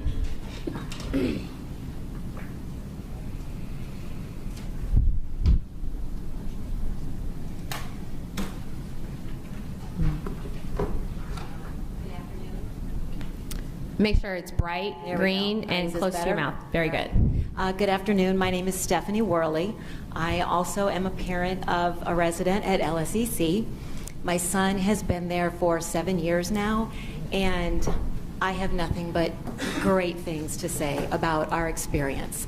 The entire staff has been phenomenal, and I can tell you hands down that Matthew would not be where he is today without that entire staff, okay? It has forced him to learn to communicate and grow in ways that we could not have provided. And I will say, and y'all, I love these guys dearly, but maybe they did too good a job, because one of the very first things that you said to me, Dr. Golfi, was, how is this impacting Matthew directly? And I thought, you know, that's a great question. So I stepped back. I never said anything to Matthew to wait and see, because he's very verbal. Trust me, as soon as anything happens, he's on the phone with me. So I kind of just sat back and waited. His day-to-day has not changed. His care has not been affected.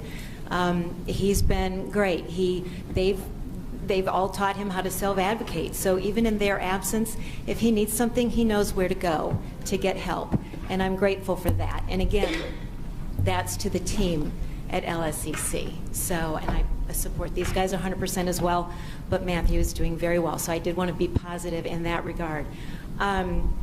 To speak to the transition and the strategic plan, I'm really kind of excited about the employment piece, because that's what I do for a living. I help adults with disabilities find and then maintain jobs. It's more than just getting them into a job for job's sake. What we do, what makes us successful, is once we get them into a position, we support them.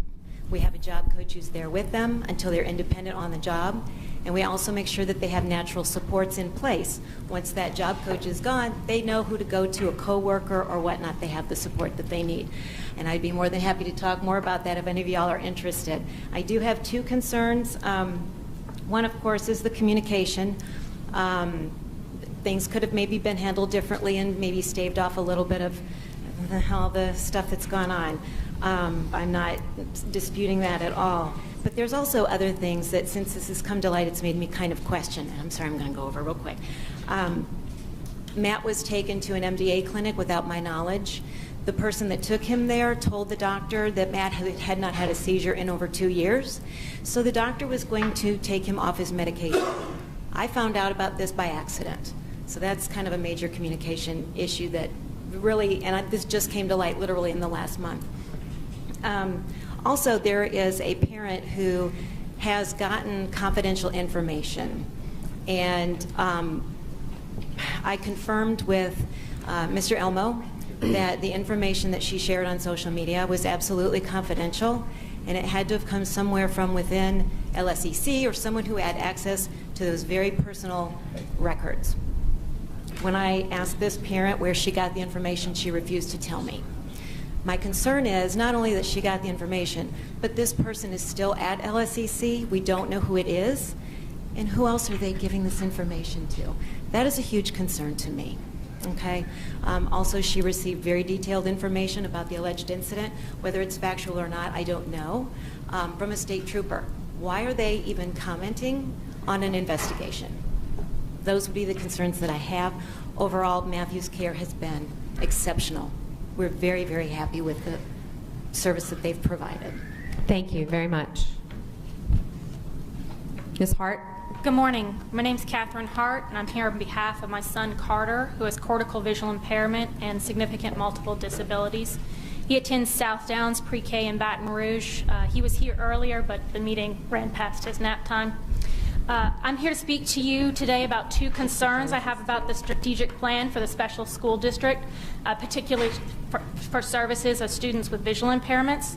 Are all students with visual impairments being counted in the support model? And how will professional certification programs and continuing education be improved to serve Carter and visually impaired children with multiple disabilities and cortical visual impairment?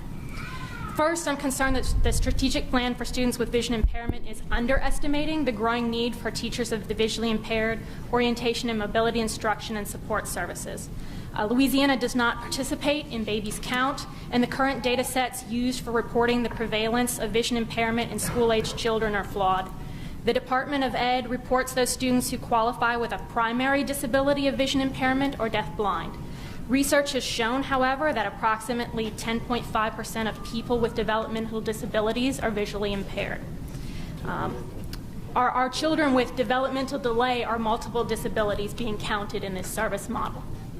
Second, Louisiana does not require teachers for the visually impaired and orientation and mobility instructors to be certified in significant disabilities or even take a class on multiple disabilities. This leaves professionals unprepared to service this growing population of students. According to BESE count, up to 67% of children with vision impairment have additional disabilities. Many qualify for special education under developmental delay or multiple disabilities, not vision impairment. These students require the teacher of the visually impaired to collaborate with special educators, physical therapists, occupational therapists, and speech therapists beyond the 30 minutes a week or a month that they receive from the direct instruction from the teacher of the visually impaired. Has the support model been considered in the least restrictive environment in this strategic plan for vision impairment?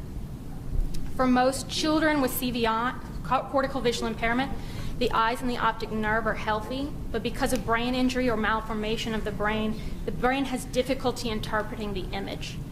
Unlike ocular vision impairment, cortical vision impairment can improve through educational strategies tailored specifically to the child's 10 cortical visual impairment characteristics. However, currently Louisiana's teachers for the visually impaired and orientation and mobility certification programs are not preparing professionals to perform the unique functional vision assessment for CVI, the CVI range assessment. Will the strategic plan include professional certification on multiple disabilities and cortical visual impairment? Children like Carter need teachers who are well-versed in CBI-specific strategies and strategies for multiple disabilities, not just skills of blindness, in order to access their education and make meaningful progress toward their goals in the least restrictive environment. Thank you, ma'am. Mr. Fleming. Thank you, Madam Chair, members of the committee. I'm Sean Fleming. I'm with the Louisiana Developmental Disabilities Council. I sent y'all an email. I'd like to follow it up with some recommendations. And I have 3 major recommendations that I think would be worth entertaining. I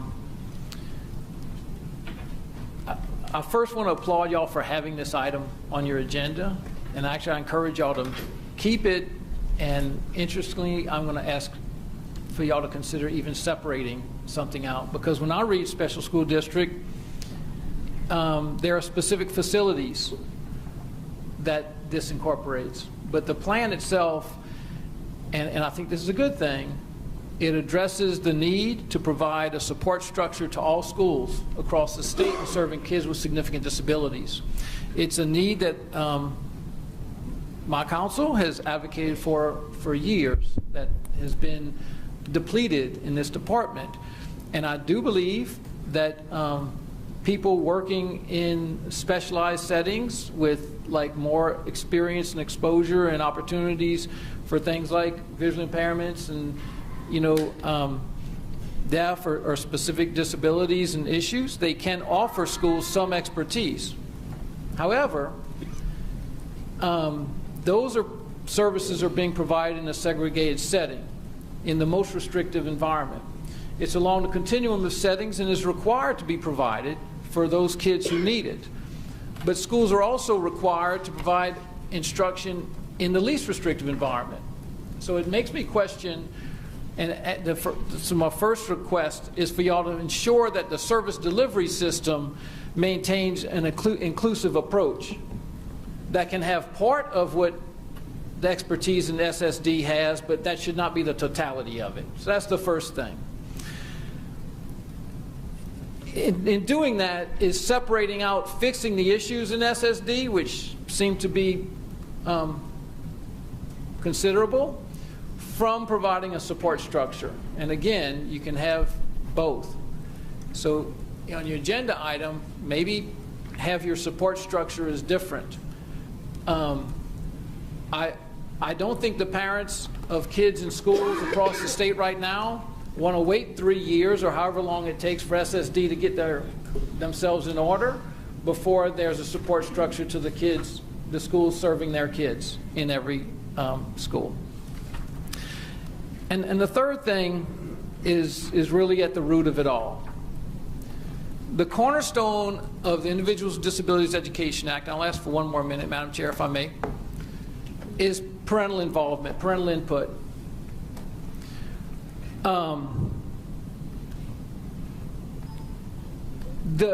I know there was outreach and there were meetings at different SSD schools, and I think that was a reasonable attempt at trying to get input going into those plans. It does appear from the feedback I've received, both today and previously, that just internally in the SSD, there's some work to be done in that. But once you start rolling it out statewide, Special Education Center has 81 kids, LSVI, LSD, they have very defined but relatively small numbers of kids statewide go to those segregated settings. You have 92,000 kids with disabilities across this state. You have tens of thousands of kids with the same disabilities that are in your schools, that are served in schools statewide.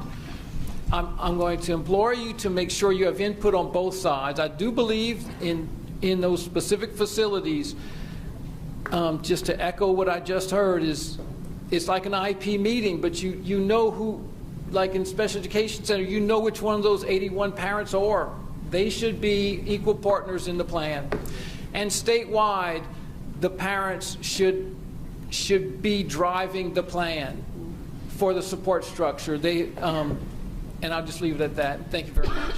Thank you. Yes, Dr. Jones. I want to ask Superintendent White a quick question. Yes, Dr. Jones.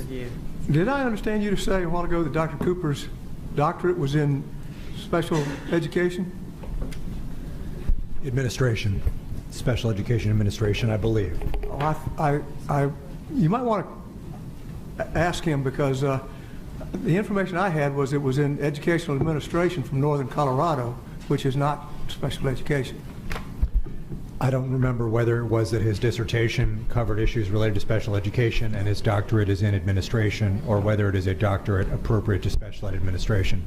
All I know is that his course of study was largely had to do with special education and administration. Board members, is there any objection? Hearing none, motion passes. What's our next item? Your next item is on page 5, item 4.1, consideration of an update report regarding the Accountability Commission.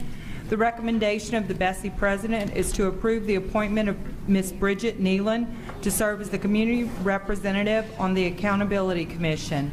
Further, the LDE recommendation is to receive the minutes of the Accountability Commission meeting held February 4th, 2019. Ms. Holloway moves. Is there a second? Thank you, Mr. Rock. Is there a comment card? Any opposition? Hearing none, motion passes. What's our next item? Your next item is on page 18, item 5.1, consideration of revisions to Bulletin 139, Louisiana Child Care and Development Fund programs regarding Child Care Assistance Program, household eligibility for parents experiencing homelessness. The LDE recommendation is to approve as notice of intent revisions to Bulletin 139. Is there a motion? Thank you, Mr. Rock. Second by Dr. Thomason. Board members, do you have any questions? Is there any public comment? Is there any objection? Hearing none, motion passes. What's our next item? Your next item is on page 20, item 6.1, consideration of recognition of Ms. Georgia Hilburn, 2018-2019 Student Representative for the BESE Academic Goals and Instructional Improvement Committee, and introduction of Ms. Cameron Doyle, 2019-2020 Student Representative. The recommendation is to receive. Mr. Davis moves. So moved. Is there a second? Thank you, Mr. Rock. I'm going to turn it over to Mr. Davis. So I guess I'll do this from right here then. No, we'll go down front. There's no microphone. As long as you're with a mic, I'm fine. Well, then I have to do it right here, so I have a microphone. So I just want You to could, the mic at the table, but you'd have to sit. Yeah. Okay. So I'll just sit here. So All right.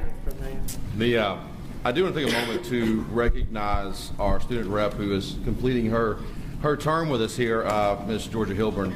And just to say thank you for your attention, for your effort, for the work you put in, but also to commend her for everyone who's listening. And for the record here, I want to note a few things that were sent to us from her school that she would not tell you.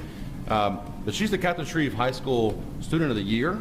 She's all academic in both soccer and cross country. She's on the Student Council Executive Board for Shreve and on the State Board. She has been awarded over $200,000 in scholarship offers, and we were just discussing the potential for Embry-Riddle or for Colorado School of Mines or for any number of other high-performance schools. And she's the winner of 5 Scholastic Gold Keys among sitting here with us for these meetings. So I think that's a tremendous set of honors and skills. I commend you for your hard work. I know you'll go a long way with that. Thank you for your time and attention with us through this time. I'd just like to thank everyone. This year has been just incredible. I just really appreciate all of you guys having me here. It's been just an incredible experience, a great learning opportunity, and the fact that you guys allow students to come sit up here and actually kind of participate. And this is just amazing. So thank you guys so much. I want to get a picture in the front presenting her with a token of our appreciation for her time. And then she, I think, is going to introduce our next member. Okay.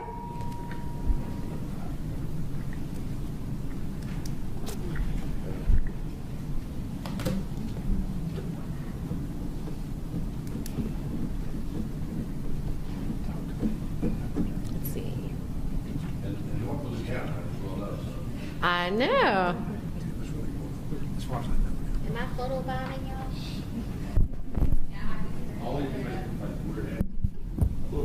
Stop it, Jim Garvey. All right. Thank you so much.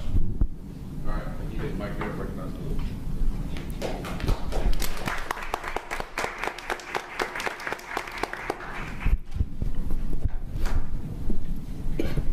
if you'll push the button on that mic. It's on. Oh, it's great. Okay, and pull it close.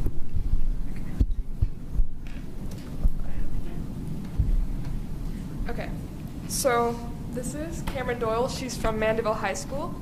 And I'd like to say that I had the pleasure of meeting her at the LASC state convention, and that's where we elect, or yeah, they go through an interview process, and that's where we elect the new BESE student rep. She was just incredible. She stood out among everybody, and it was really nice to meet her. So I'd like to say a few things about her. She's an AP Honors and Gateway student.